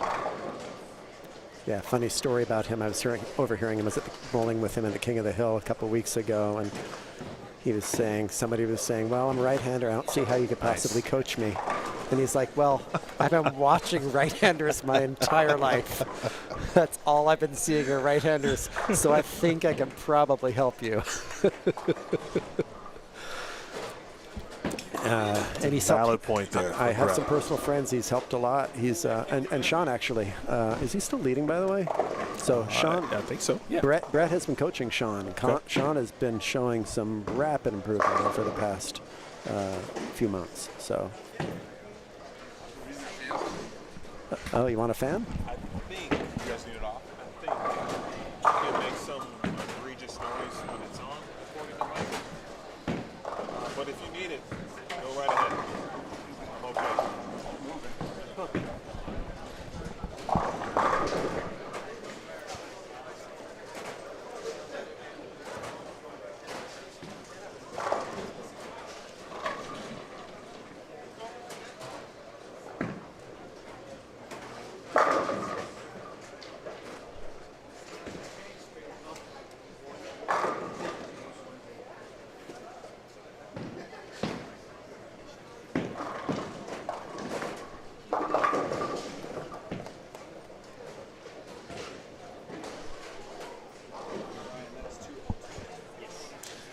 I got to get over to, so got to get to B3 just to say hello. They've got just a tremendous facility out there. Actually, one of my sponsors for the tournament. Good folks, Mike and Brandy. I know you know them. It's an amazing facility, and y'all need to get out there and check it out. Pro Shop's amazing, but if you have another Pro Shop, that's fine. Use their practice facility. They'll put out any pattern you want to put out. They got Specto, they got clutch bowling, they got like everything. They've got every gadget and gizmo out there. It'll make your head spin. It's just a tremendous environment for you to work on things. If you need to work on 10 pins, they'll spot a bajillion 10 pins in a row for you. If that's what you need, they can do that. So nice pristine clean lanes. I got a Kegel lane walker there. Different oils, so it's just really, really, we're really blessed here in the Valley, folks. And if you're anywhere in Arizona, I know Bree comes up and uses it all the time. She lives in Tucson. She comes up to B3 and works out there because she can get the training she needs. So she was there yesterday. Yeah. Highly encourage you to go visit that place. It's not all about the Pro Shop. They want people using that training facility. You can use whatever Pro Shop you want. You can bring in your own coaches if you want. This is an unpaid advertisement, but they're good friends. It's really a tremendous facility. You ought to go out and visit it. If you've been thinking about doing it, do it. The advent of training facilities, and now they seem, like B3, for example. And I remember talking to Mike. So when I first started working on the women's tour, he was still ball repping out there for several years, and Brandy was bowling kind of on a regular basis. Right. And so I got to know him well, and I remember him starting to, he was thinking long term, and he had the vision of B3, and it was kind of just putting on paper, if you will. And here it is. Like, it's here. I'm very happy for them. But now, you know, back in the day, it seemed like, you know, if you wanted to go to a training facility, and to a degree, right, you still maybe got to go get on the plane, make a drive, whatever. But there are more available now. Oh, yeah. As opposed to maybe just like, you know, for a while it was just Tegel, the ITRC in Texas, which are two still of the best that you will see. But now, you know, B3, and there are other bowlers or coaches, you know, trying to develop something to that extent, maybe on a smaller scale, but somewhere where you can, you know, have those gadgets, have the ability to really get to the full details on, you know, what you're hitting, what you're looking at, you know, ball speed numbers, et cetera, and so forth. Okay, and the chat actually confirming that not only is Brett a good coach, but he's also a righty. So to your story, you just talked about being able to coach righties. That's such a funny. Oh man. And he told it in the typical Brett way, right? And it's just like, yeah, I mean, come on. I've been watching righties my entire life. You got a 5-bagger down on 13 and 14. Pay attention to who that is. I believe Ree has gone 3-bagger spare strike to start on 11 and 12.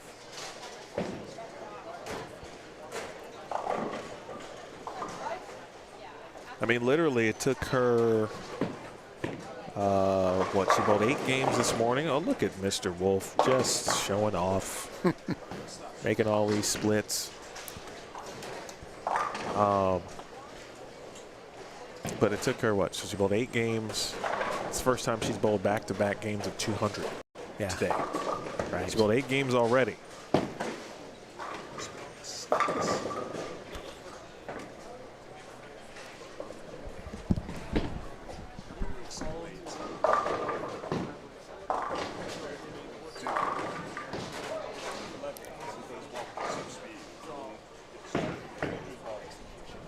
Looks like it's Hunter Mays down there on 11, 12, 13, 14, I think. Can't tell.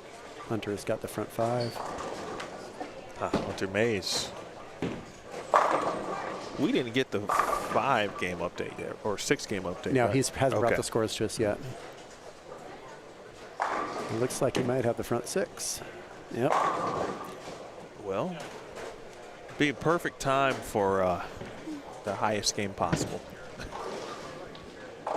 especially if you're Hunter Mays.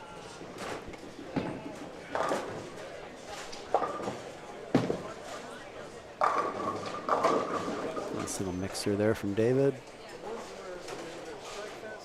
See more strikes this game in general. Here we go. We've got numbers. All right, after 6 games, there have been some changes, ladies and gentlemen. Derek Acuff has moved to the top of the list, 223. He's now at plus 30. Sean Trzowski had a $135 and still at plus 22 in second place. So, you know, often, you know, you bowl one bad game like that and you're out of it. Well, Sean, you're still in it, man. So, and you got 2 games to go. So just shake that off and keep moving. Bob Wiley hanging in there at plus 20. Those are the only 3 people that are plus. Brett Wolf's in 4th place at minus 5. Kyle Duster and Brianna Cote tied in 5th place at minus 10. And Russ Oviatt at minus 26 is your number. Right outside the number, tied at 8th, Ari Wilson and D-Ron Booker minus 38. David Haynes, 10th, minus 41. Ryan Howard, minus 44. Dylan Taylor at 12th, minus 46. Cesar Padilla, minus 52. Chris Sanders, minus 69. Other numbers of interest, Corrine Acuff's at minus 98. Matt Jones, minus 136. Wesley Lowe, minus 165.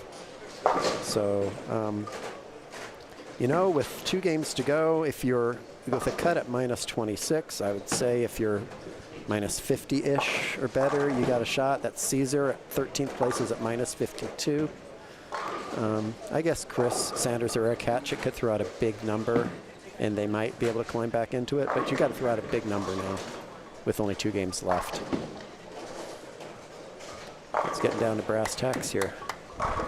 I don't know that saying, brass tacks, what's, if they're worse than steel tacks, or gold tacks better? Not sure where that saying came from. I'll have to look it up now.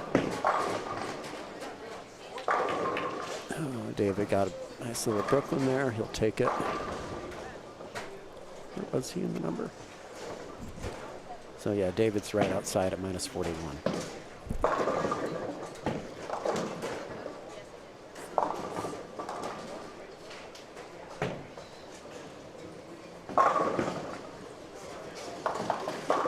Ooh, nice trip 6 by Brett Wolf.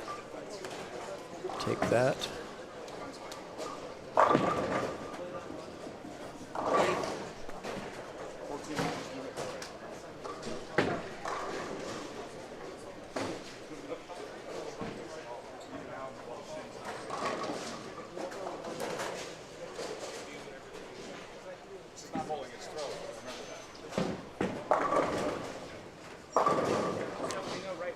Russ Oviatt with a real nice high strike there.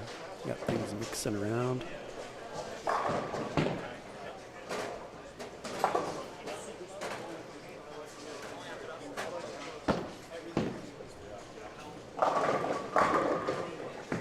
Green Acuff, U.S. Women's Open champion, with a nice strike there, double up. I'm sorry, I just gave Green Acuff the Women's Open. That was nice of me. You sure she'd like that? Well, she's definitely got the ability. Sorry about that, Bree. She has the ability to do that. But she did have a great showing at the Queens. We know that she is can make major shows. I had to commit a faux pas at some point. I've been on the mic for too long. Well, yeah, that's inevitable. I remember watching her early at, she went to Lindenwood to start her collegiate career. Yeah. Which is why I went. I was done competing at that point, but still around the program a little bit. And then she went to Grand Canyon, yep, which is local here to Phoenix. Shout out to Ben Canfield and the Grand Canyon crew.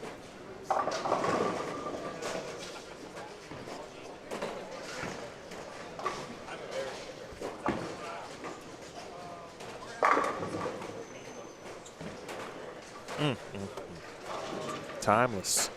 Yeah. Oh, he's just a lefty.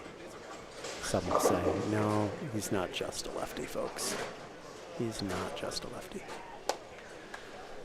And I don't know if he knows it yet, but he is actually eligible for my tournament because it's been more than 20 years since he won the how about that? The Masters. So he can start bowling and things again.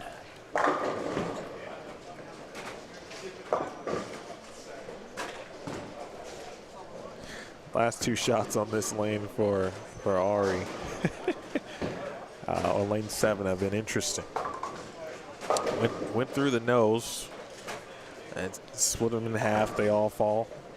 And didn't stick the landing there. Somehow the ball pushes. Both strikes. You'll take it. Yep.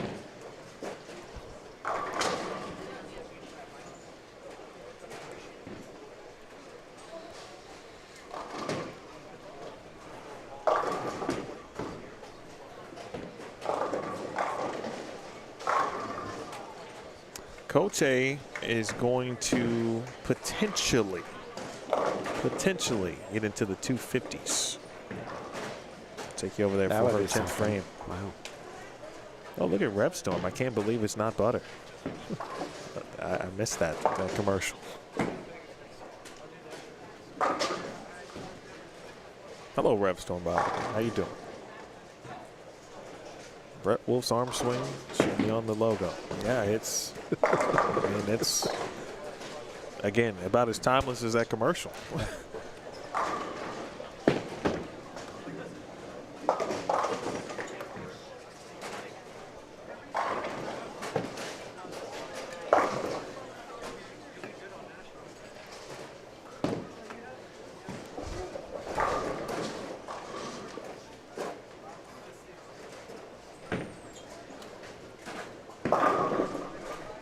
push.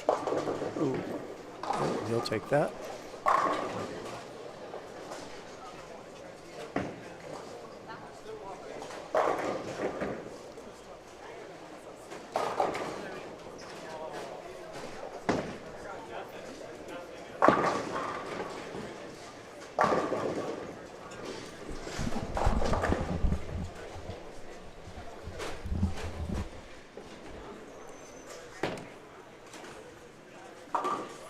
Sure, Lauren Pate. We will watch Brie Cote's 10th frame. And then you'll get a chance to watch her in this final game. Oh, yeah, she's on 9 and 10. Or she will be on 9 and 10.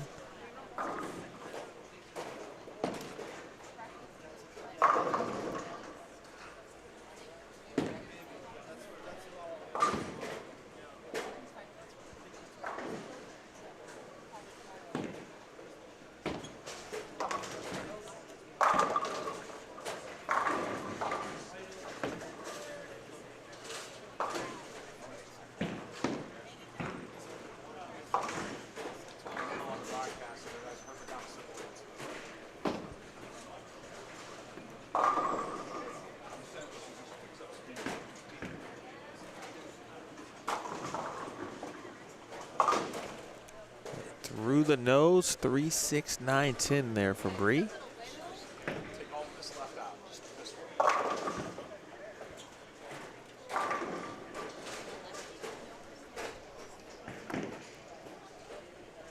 Spare, that gets her in the 230s.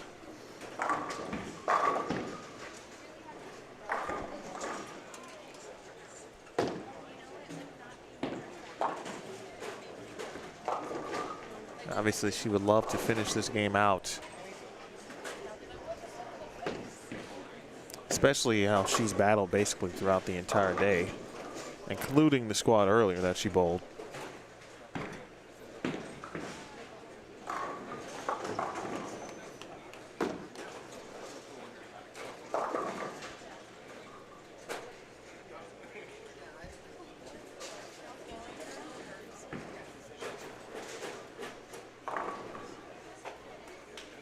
High quality spare shooting right there.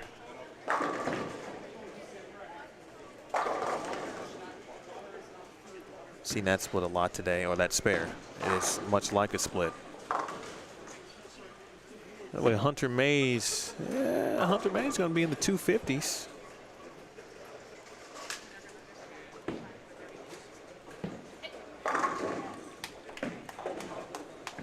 Brett Wolf did strike in the 8th off camera. 9 and 10. Those two are in the 7th frame. Fill shot here for Brie. So again, after bowling this morning and only shooting one game of 200 or better, Brie has now put together games of 227, 216, 238. The last three.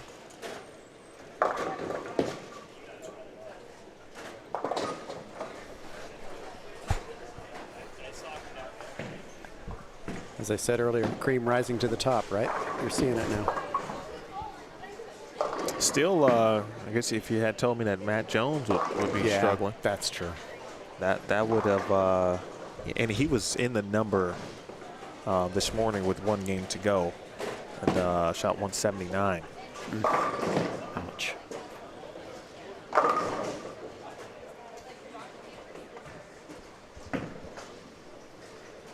Brie will be moving on to 9 and 10. So we will watch her finish this thing out too. Let's see who else is around the number. She was 7th in this game, or heading into this game at -10. I'm sorry, she and Kyle Duster were both -10. We already had 2 roll-offs today. One for essentially seeding or to determine a bye, the other to determine an auto spot into match play. Ari Wilson tied with Deron Booker for 8th.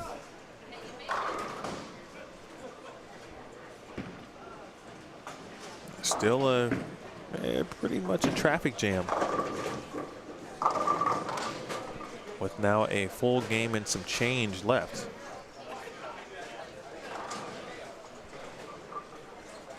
Hello, Carl. Speaking of tournaments. Oh, wow. Tough 6-8 there. And again, the game turns on a dime, right? So suddenly he's going from possible 240 to you'll be very happy to pick this up and get a 210, but that's best case. Sanders got back on track. He did just miss the 3.9, but he did shoot 229 after dropping out of the number this past game. A week 10 there for Ari. And now Ari looking at a possible 180 at best. Again, we've been talking about tournaments with John Verbal. We talked to Carl. Carl joined us yesterday, if I recall. Was it yesterday already? Yeah, I think so. Yeah, that was yesterday. Carl Long? Yeah. Yes. You know, It's starting becoming a blur already. once the tournament starts, I don't know what day except when I leave. Which that I know is tomorrow night.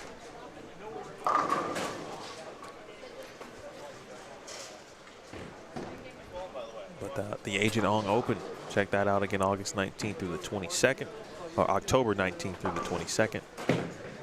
If you are in this area, 2 things to bowl in October. Yep. Again, the Tack Cliff Castle Classic. I slowed down that time. Good for you. Part of the True Amateur Tournaments Desert Southwest Regional, and the Agent Ong Open also in October.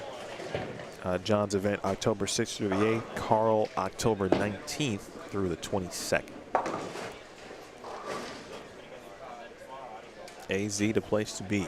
Absolutely. Brett Wolf, the Open. He'll take that. This is like something we watched earlier where, again, you bowl so well for a game. He made 2 splits in the first 3 frames. Yeah. 3 bagger, 9 spare strike, 6-8, and now cannot gain a pin this game. Right. It just doesn't make sense sometimes.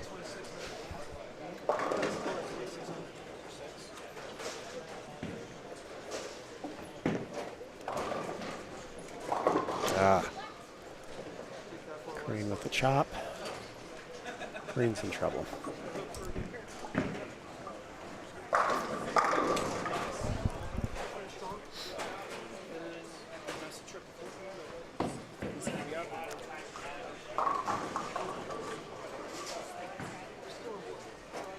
Trying to get again Brett to even.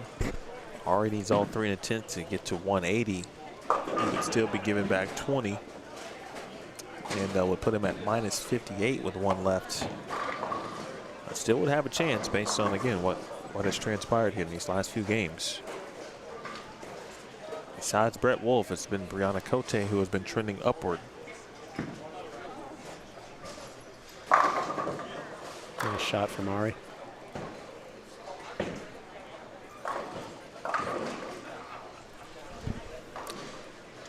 But I don't know, you know, being minus 20 now, if he goes off the sheet here, it's going to drop him to minus 58. He's going to have to make a run that last game. Jason Lowry, who was in the chat yesterday, and I think maybe a little bit today. He actually was here watching the opening squad. He was actually bowling pretty okay, and unfortunately shot a game of 129. Really put himself a few spots down and maybe too many pins out potentially at this point. But that's the thing, as you were talking about earlier, just if you're consistently grinding but can never really get 2-0 or more than 2-0, you need a 220. Yeah. In that grind, a couple of them if you can, certainly. Or you could be like Sean, Wyatt, Jaskowski, who had enough of a cushion to managed to withstand a 135 game. Yeah. And only moving to second. Yeah, that's something, right? How often in a tournament like this can you shoot a $135 and be in second place? That's big double there for Ari. Dylan Taylor. possible 223 there. That would pull him back into contention for sure, possibly into the number.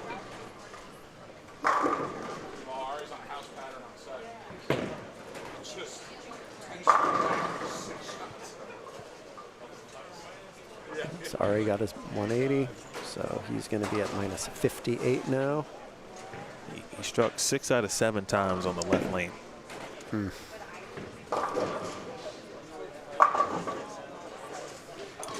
David Haynes with a spare will be in the 220s.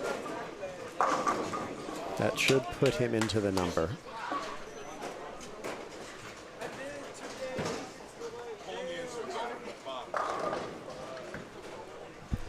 Here's Dylan. Oh, classic Dylan Taylor strike there. Uh-oh.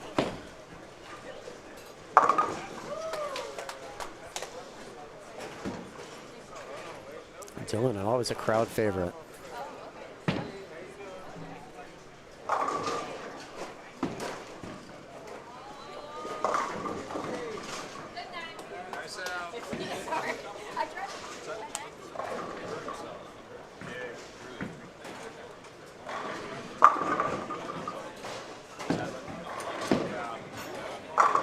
Nice. Nice finish for Dylan, 223. That's going to take him to minus 23. He's going to be right around the cut, right around the number. A-Cup shot 183. Yeah.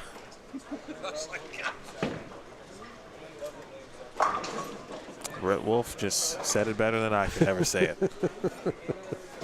It's a lot of work to get to +0. Yeah. Wow. Guess it's better than -0. Yeah. Yeah. Sounds better.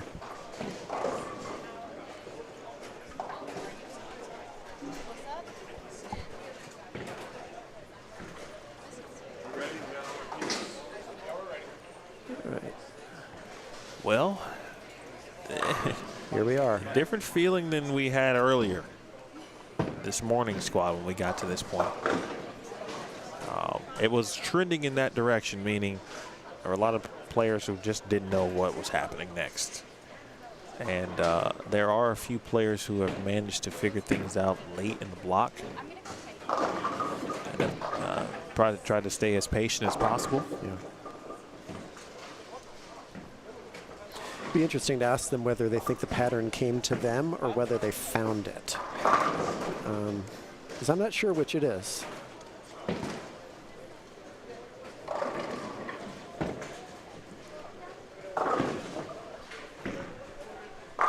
Oh.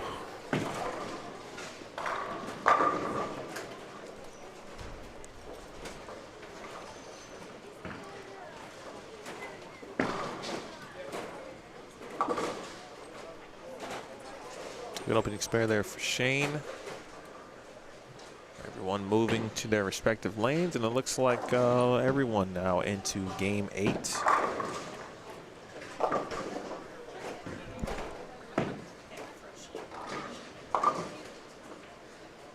All right, Brianna Cote, again, 3 consecutive 200 games, excuse me.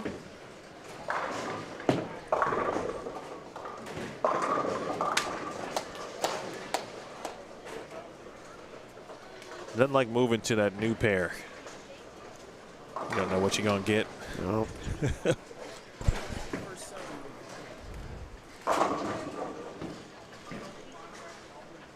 Hunter Mace did shoot 250.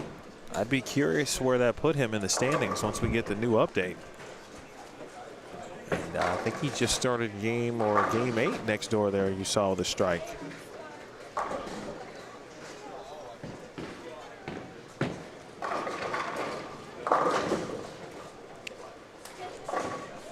He did make that spare. So let's see, we'll watch Bree because she's going to be around that number. Dylan Taylor is going to be around that number. So we'll be keeping an eye on 9 through 12. In fact, after we get the update, we'll know for sure, of course. But Brett Wolf is going to be in the number, should still be in it.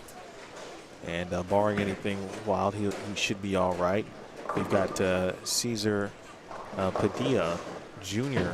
on 3 and 4. He was around the number for a minute.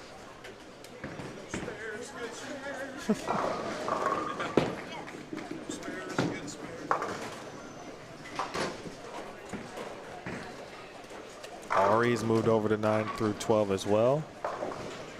9 through 12 actually might be with 1, 2, at least 3 players, and maybe 4 with Hunter Mays involved. Who could make it interesting. Yeah, we got a lot of players right around the number in front of us, which is good. Yeah, on the camera. It worked the opposite way this morning. The players who were there were 4. They were all on 19, 20, 17, and 18. Just send a scout down there. But the pace actually worked to where I just had to could turn one camera, and by the time I did it, we only had about 2 frames or a frame left, and it was actually good timing.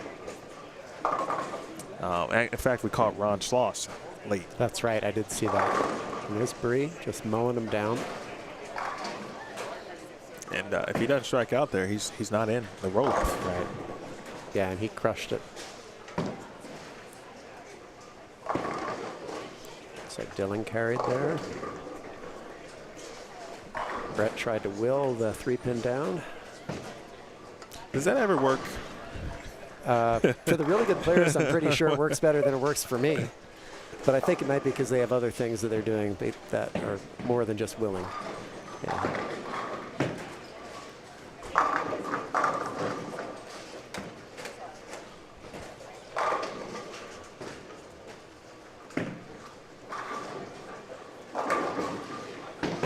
Nice shot from Shane there.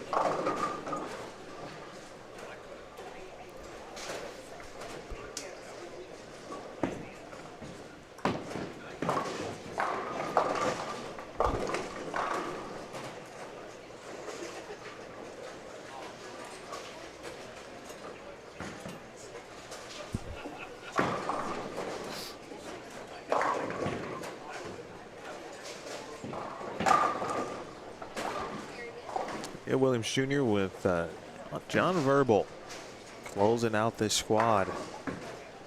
C squad today. We got D squad coming up at 6 p.m. local time.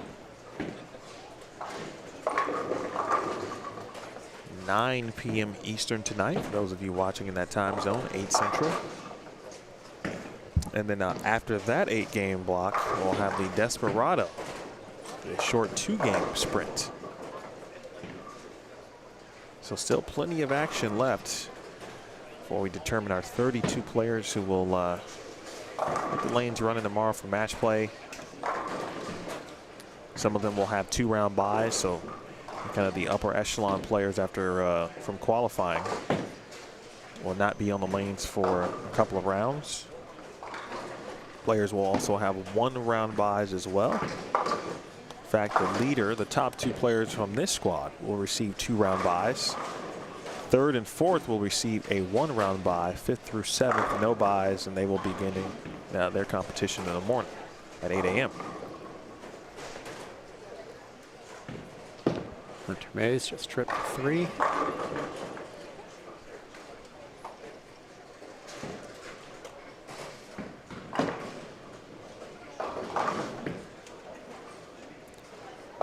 I'm thinking if you're watching in Europe or Middle East, you probably just want to not go to sleep tonight. Just go get some tea. Yeah. Desperado's going to be fun. Well, my buddy Holson, who is from Hong Kong, which is typically, it's depending on wherever the tournament is that he's watching, it's a 12 to 15-hour time difference. Yeah. So it will be morning for him tonight. So I imagine he'll be up watching. He was up before he went to sleep watching this morning squad. That's dedication. Olsen, a huge fan of bowling. He competes himself, and big fan of watching anything bowling related. Watches a ton on Bowl TV. Big fan of the PWBA Tour. His favorite player is Liz Johnson. The players got to know him a little bit just from the interactions, kind of virtually. Big part of Verity Crawley's Patreon group. And so he had spent his dream was to come over to the United States and be able to follow the tour for a season, PWBA Tour. His initial plan was to do it in 2020. Of course, COVID had other plans. So he was able to actually make it happen last season. So he spent the entire summer on the women's tour. Every stop he was there. Wow. Every stop. Good for him. It's a pretty cool journey that he kind of let us in on too. Yeah. Like towards the end of it, he was like on staff basically. Like, Olsen, are you hungry? Like, are you good? You're here the same hours that we are. You need a ride?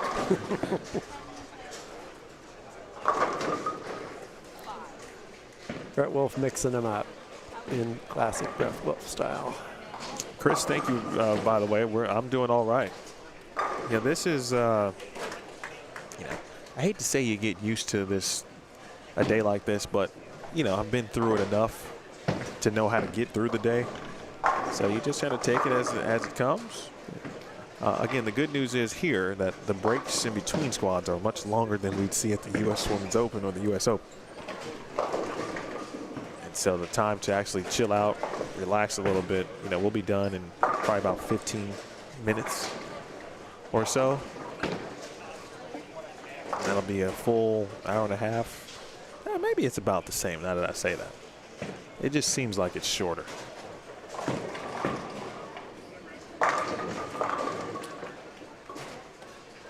No, that's not true. We had a full hour left, I think. It feels like. Well, I think it's safe to say, well, it's never safe. So it's okay to say, perhaps, especially with carry like that. That's U.S. Women's Open carry right there. There it is. And Rhee is going to qualify. It took her almost 12 full games to throw back-to-back games of 200 or better. But she essentially has not looked back in these last 3 games.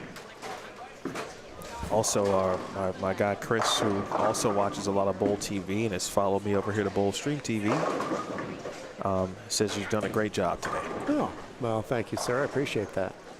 It's been a lot of fun. Chris is someone who watches a lot of bowling, so online. Okay. So I would take his word. Okay. Well, and that's high praise, so I greatly appreciate that. I'm having fun today too, so I appreciate you having me on. Well, you are a sponsor, and obviously that was our initial convo, right? Was to make sure, obviously, we talk about and get you in here to discuss what you're working on.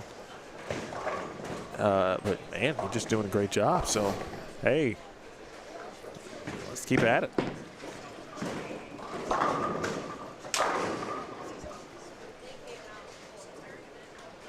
You're starting to see a little bit like David Haynes right there, leaving that 4. He wanted that bad. He knows he's got to make a move to be. We don't know what the numbers are, but he's right around the number. There's a few scores still out there. Oh, so someone come in. But it's enough to at least get us to a point. So Derek Acuff at plus 73 still leading. Bob Wiley at plus 43 second. Brianna Cote is now third at plus 28. Sean Wyatt Brzezowski, I'm just going to call him by his full name, minus 3. Kyle Duster is minus 4. That's 4th and 5th. Brett Wolf is minus 5. That's 6th. David Haynes is 7th. At minus 18, Dylan Taylor, who's got the front 5, is 5 back of Haynes at minus 23. Russ Oviatt, who's on 1 and 2, is 17 back at -35. Chris Sanders is also on 1 and 2. He's at -40. Cesar Padilla Jr. at -53. He's on 3 and 4. Ryan Howard was at -54. Ari's at -58. Ari's at a point where he's going to need to go off the sheet to have a chance. And so Russ here has got a possible 213. He's coming up in the 9th with a strike up right now. So this is pretty big for him. 1 and 2, lane 2. And he just crushed the pocket. So he's got a double going into the 10th and a possible 213. So yeah, must-see TV right now, folks, because we got a lot of people that could make the cut. And I mentioned Hunter Mays. He did shoot 267. That puts him at -61. Yeah, he's not in good shape right now. He's got 65 in the 5th. So best case, he's got a 215. He did get that, but he's mad at himself because he knows he put himself into the. Oh wait, am I looking at the wrong? No, that's the right one. Yep. Oh, that's right. Yeah. Yeah.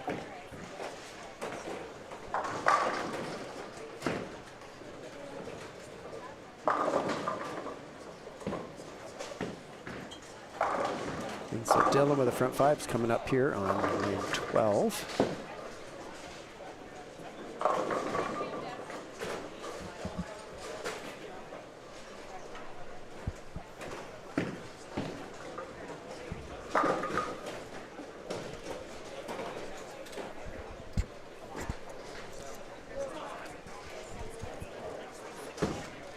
Dylan right at your screen there. Through the nose, but makeable. 3-6.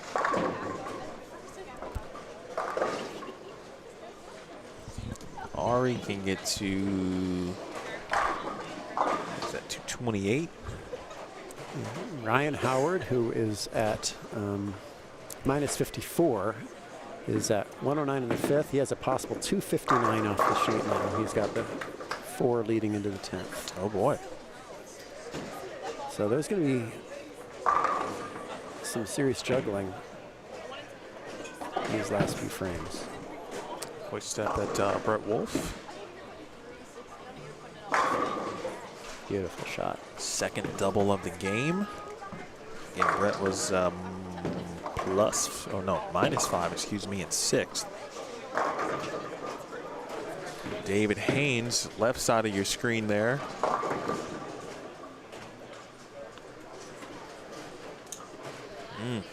So now he's looking at best 201. With the 10th frame left, that's if he makes that spare. And with what's going on behind him, that could very well not be enough. Crucial shot there for Ryan.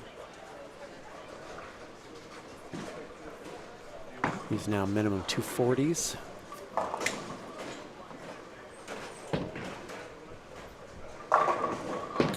Corrine lost one there in the channel. Before we switch, I'm just going to keep it there just so you can see Haynes to the left side of your screen.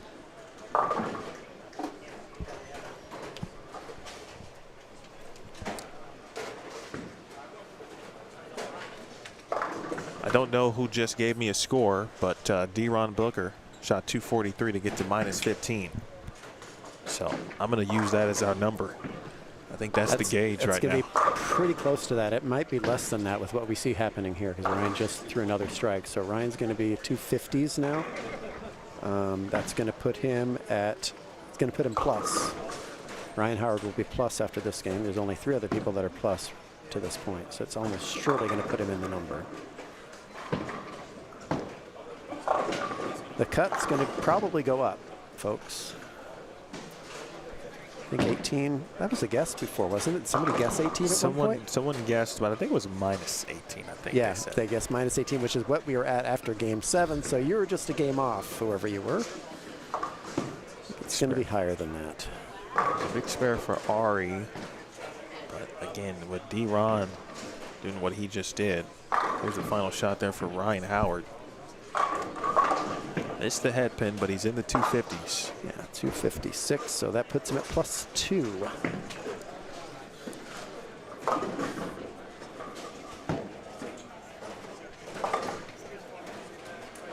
Taylor's at got a possible 267 out with 3 frames to go. Brett Wolf possible 228. To your question, Kay, about Bree's equipment choice at the moment, it's purple. It's a roto grip piece, and I cannot see the name, the actual label. So purple roto grip. That's nice bear from Shane. It's off camera. Nice washout conversion.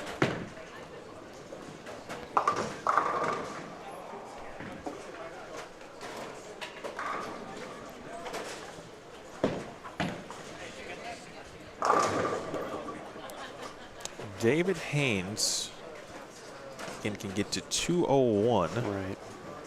That'd make a minus 17, which I don't think is going to be enough. But you never know. You never know. This is true. But we know it's not enough to get in front of D-Ron Booker now. Yeah. Which, again, I'm using that as our gauge here. With Dylan Taylor still striking. Or at the very least, still clean. Yeah. So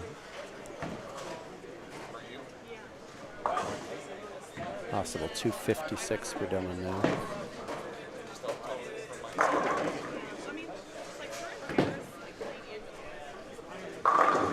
So David Haynes finishes at plus or minus 17. Minus 17 for David Haynes.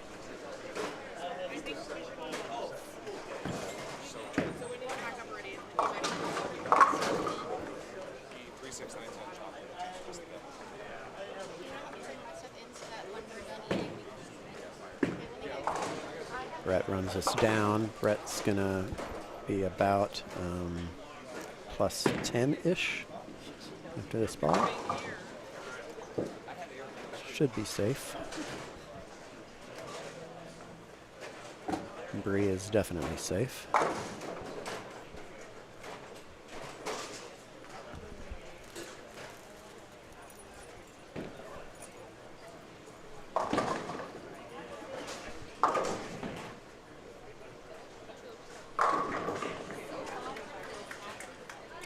Boy, she worked hard. She did.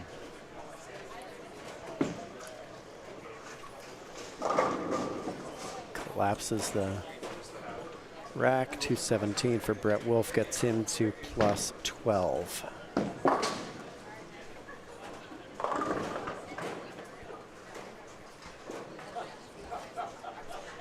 No idea what Sean did. He was down at the end.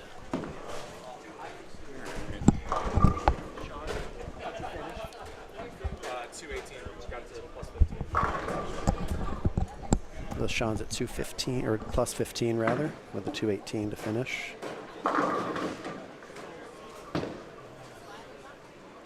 So at this point, we know that A cuff, we assume that Bob Wiley's good. Cote,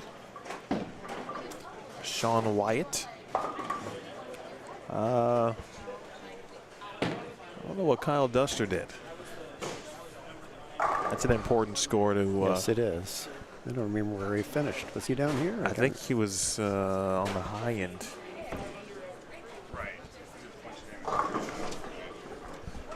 Because depending on his score, yeah, that could possibly get actually Russ Oviatt got to 202-ish, I think.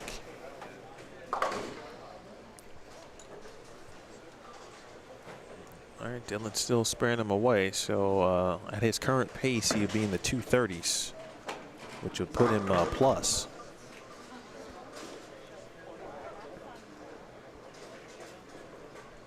But again, D-Ron Booker at minus 15. So Acuff, Wiley, Cote, Sean Wyatt, that's 4. Brett Wolf would be 5. He's 5 at 12. Ryan Howard would be 6. At 2. And then it might be Dylan Taylor. It might not even come down to D-Ron Booker. How interesting that would be. Yeah.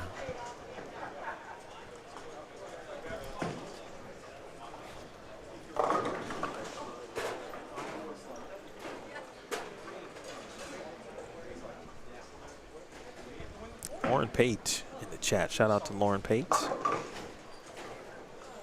One of Bree's tour roommates.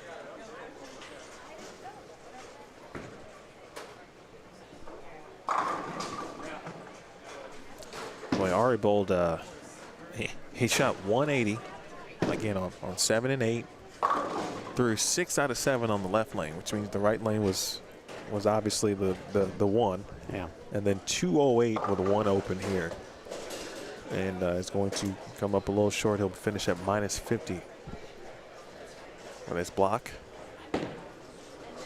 Guaranteed Desperado. Without a doubt. Well, he might pull the next one. You never know. All right. So a pretty big frame for Dylan. Just needs to stay out of trouble, likely. A couple strikes up just in case there's something surprising we didn't know about. Would be good. Yeah, he's got 220 in the bag. Yeah, so left a 10 pin. So right now, if he doesn't make this, he's even. Dylan Taylor.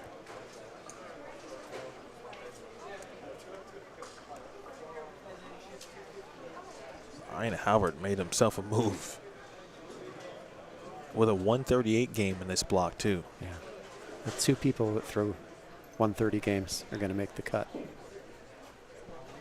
That's right. Yeah, good. Yeah, shout out to him, Brandon. He put in the work. Dylan Taylor came back as well with his blue hammer. So that puts Dylan officially on the plus side.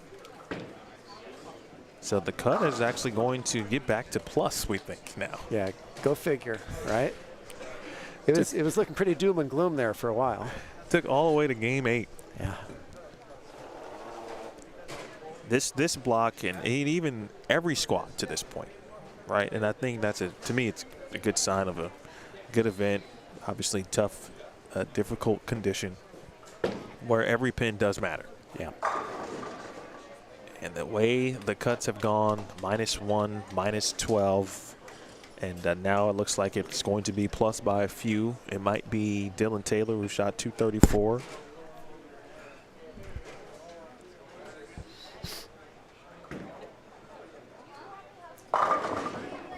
Yeah, so that'll put him at plus 11.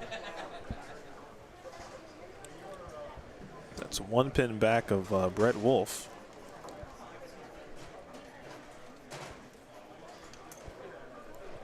So we said Sean got to plus 15. Cote ended up, what did Bree shoot? Is that 230? All right, Bowlers, that wraps up our That game? 12:30 squad. I'm just waiting on a couple more. I know she's score in, sheets. obviously. Yeah, I didn't even bother to see what she Once we get scored the because I was last just worried few about it score getting in. sheets, So I'm entered, thinking and it's we'll have our it's got to be numbers. Sean Wyatt, Brett Wolf, Dylan Taylor. I think Dylan is in at plus 11. And if that's the case, actually, that would mean that Ryan Howard would make it. If you are looking for a After re-entry that for big the finish. Wow. next squad, please just give us So a couple Ryan minutes Howard to may not be in. for this And we squad. thought when he shot that, we thought, oh, well, plus he's Yeah, going to be in he's for got to sure. be in. Just give us a couple minutes so we Which, can that was the way it was going, obviously. Yeah. Now, we still don't know. I'm sorry, I forgot about Kyle Duster. Oh, you don't have him. I still don't have Kyle Duster's score. And in fact, in what I just wrote down, I got Sean here twice. Oh, So let me do that again. So I got Sean right now 4th. I'm going to put Brett Wolf here. I'm just putting him as 5th. I'm going to put D. Taylor here at plus 11. So I'm going to say Ryan Howard or Kyle Duster. I think it's one of those two players based on Kyle's score. I'm going to just based on what I'm seeing on just Kyle's facial expressions that he may not have gotten there. yeah, he just walked by. And I'm solely basing it. In fact, I'm going to base it solely on that and not even going to ask him what he shot, because I think as bowlers we've all had that look once or twice. Yep.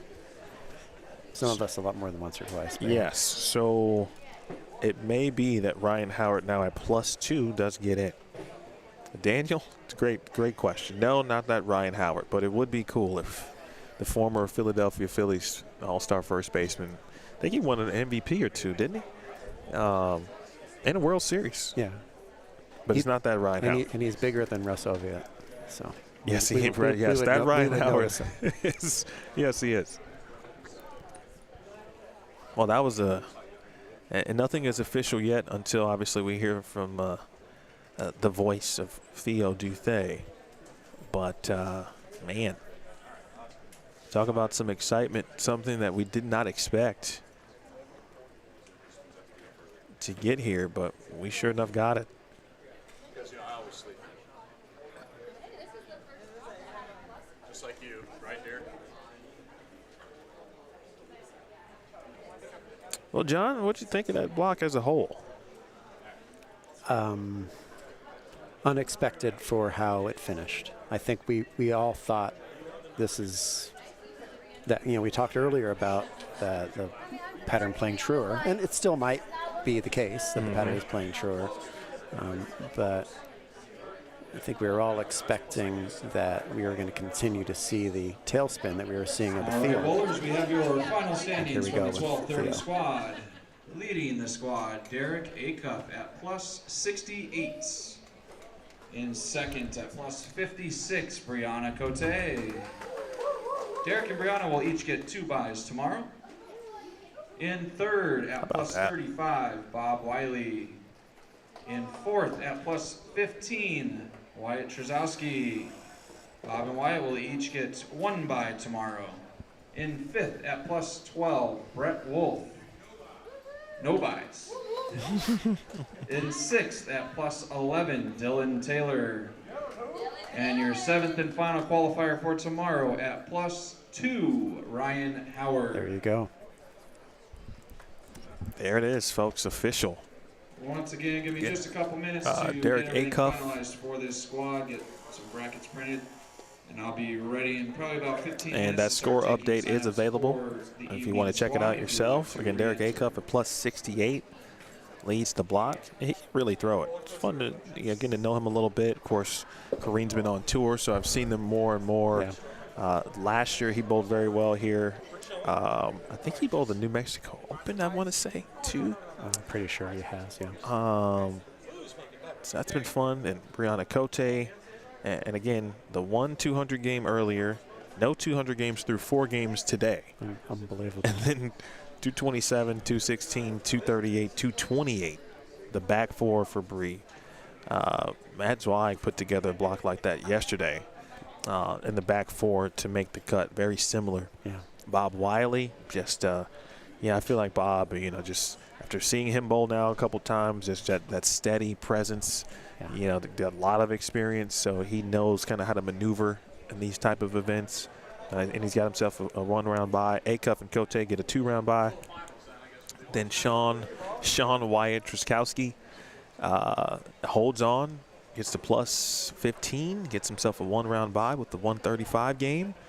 Brett Wolf managing things as well, plus 12. Dylan Taylor, 223, 234, his last 2 to get in there. Great finish. Plus 11, and then Ryan Howard, 256 to get to plus 2. D-Ron Booker shot 243 at minus 15, and he's going to finish 8th. And you saw David Haynes needed late as well. Didn't get enough to get to minus 17. So this went from being the lowest scoring squad to then having the highest overall or the highest cut score of the 3 squads to this point. And I'll bet if you look at the games 7 and 8, probably 7 and 8 just blow away the other squads and how that's wild. Minus 1, minus 12, now plus 2. Yeah. That's You can never predict bowling. that is bowling. And we were trying to predict it earlier. That is That's why you bowling don't. right there. All right, folks, big thanks to all of our sponsors here. EFX, Chuck's Painting. Big thanks to that group of those individuals, excuse me. Other sponsors include, of course, right here, we've been talking to John throughout this block. True Amateur Tournaments, Desert Southwest, and the upcoming event, Cliff Castle Classic. I love that name. The Cliff Castle Classic, October 6th through the 8th. We got West USA Realty, Yates Buick GMC, Tin Bag Bowling Solutions, Ramsey Auto Center, Oasis Pet Grooming, Brunswick, What time do we start? 8? 8. David's Desert Chapel, and MCC Premium Label Solutions. John, want to thank you for hanging out today. Been a pleasure. Really enjoyed it. Appreciate you. Good luck with everything. I hope this tournament really comes out to be what you hope it to be, what you and Jamie hope it to be, and I know it won't be the last one, and I look forward to supporting it in some fashion. That'd be awesome. In the future. All right. All right, so for John Verbal, for Theo Duthay, everyone here at Lakeview Lanes, Mike Dermeyer and company, my name is Emil Williams Jr. Our next spot will begin in 2 hours and, what do we got, 2 hours and 10 minutes? No, sorry, 6 o'clock. 6 o'clock, yeah, 1 hour and 40 minutes. 1 hour and 40 minutes. Somehow I just want to start at 6:30 for whatever reason. So that'll be our final squad. D squad tonight, again at 6 p.m. local, 9 p.m. Eastern, and that will be immediately followed by the Desperado squad, which will be a 2-game sprint, again, and immediately following. Like as soon as game eight's over, Theo announces the numbers for that. The Desperado competitors get on the lanes. They get a few minutes of practice or whatever, and then 2 games, and we're off and running. So hang around for that tonight. So until then, we'll take a break. We'll see you then. Again, for John, my name is Emil Williams Jr. This has been a presentation of the CBE 10K Cactus Classic. That was C Squad. D Squad is next. You watch that live and only on Bowl Stream TV. We'll see you soon.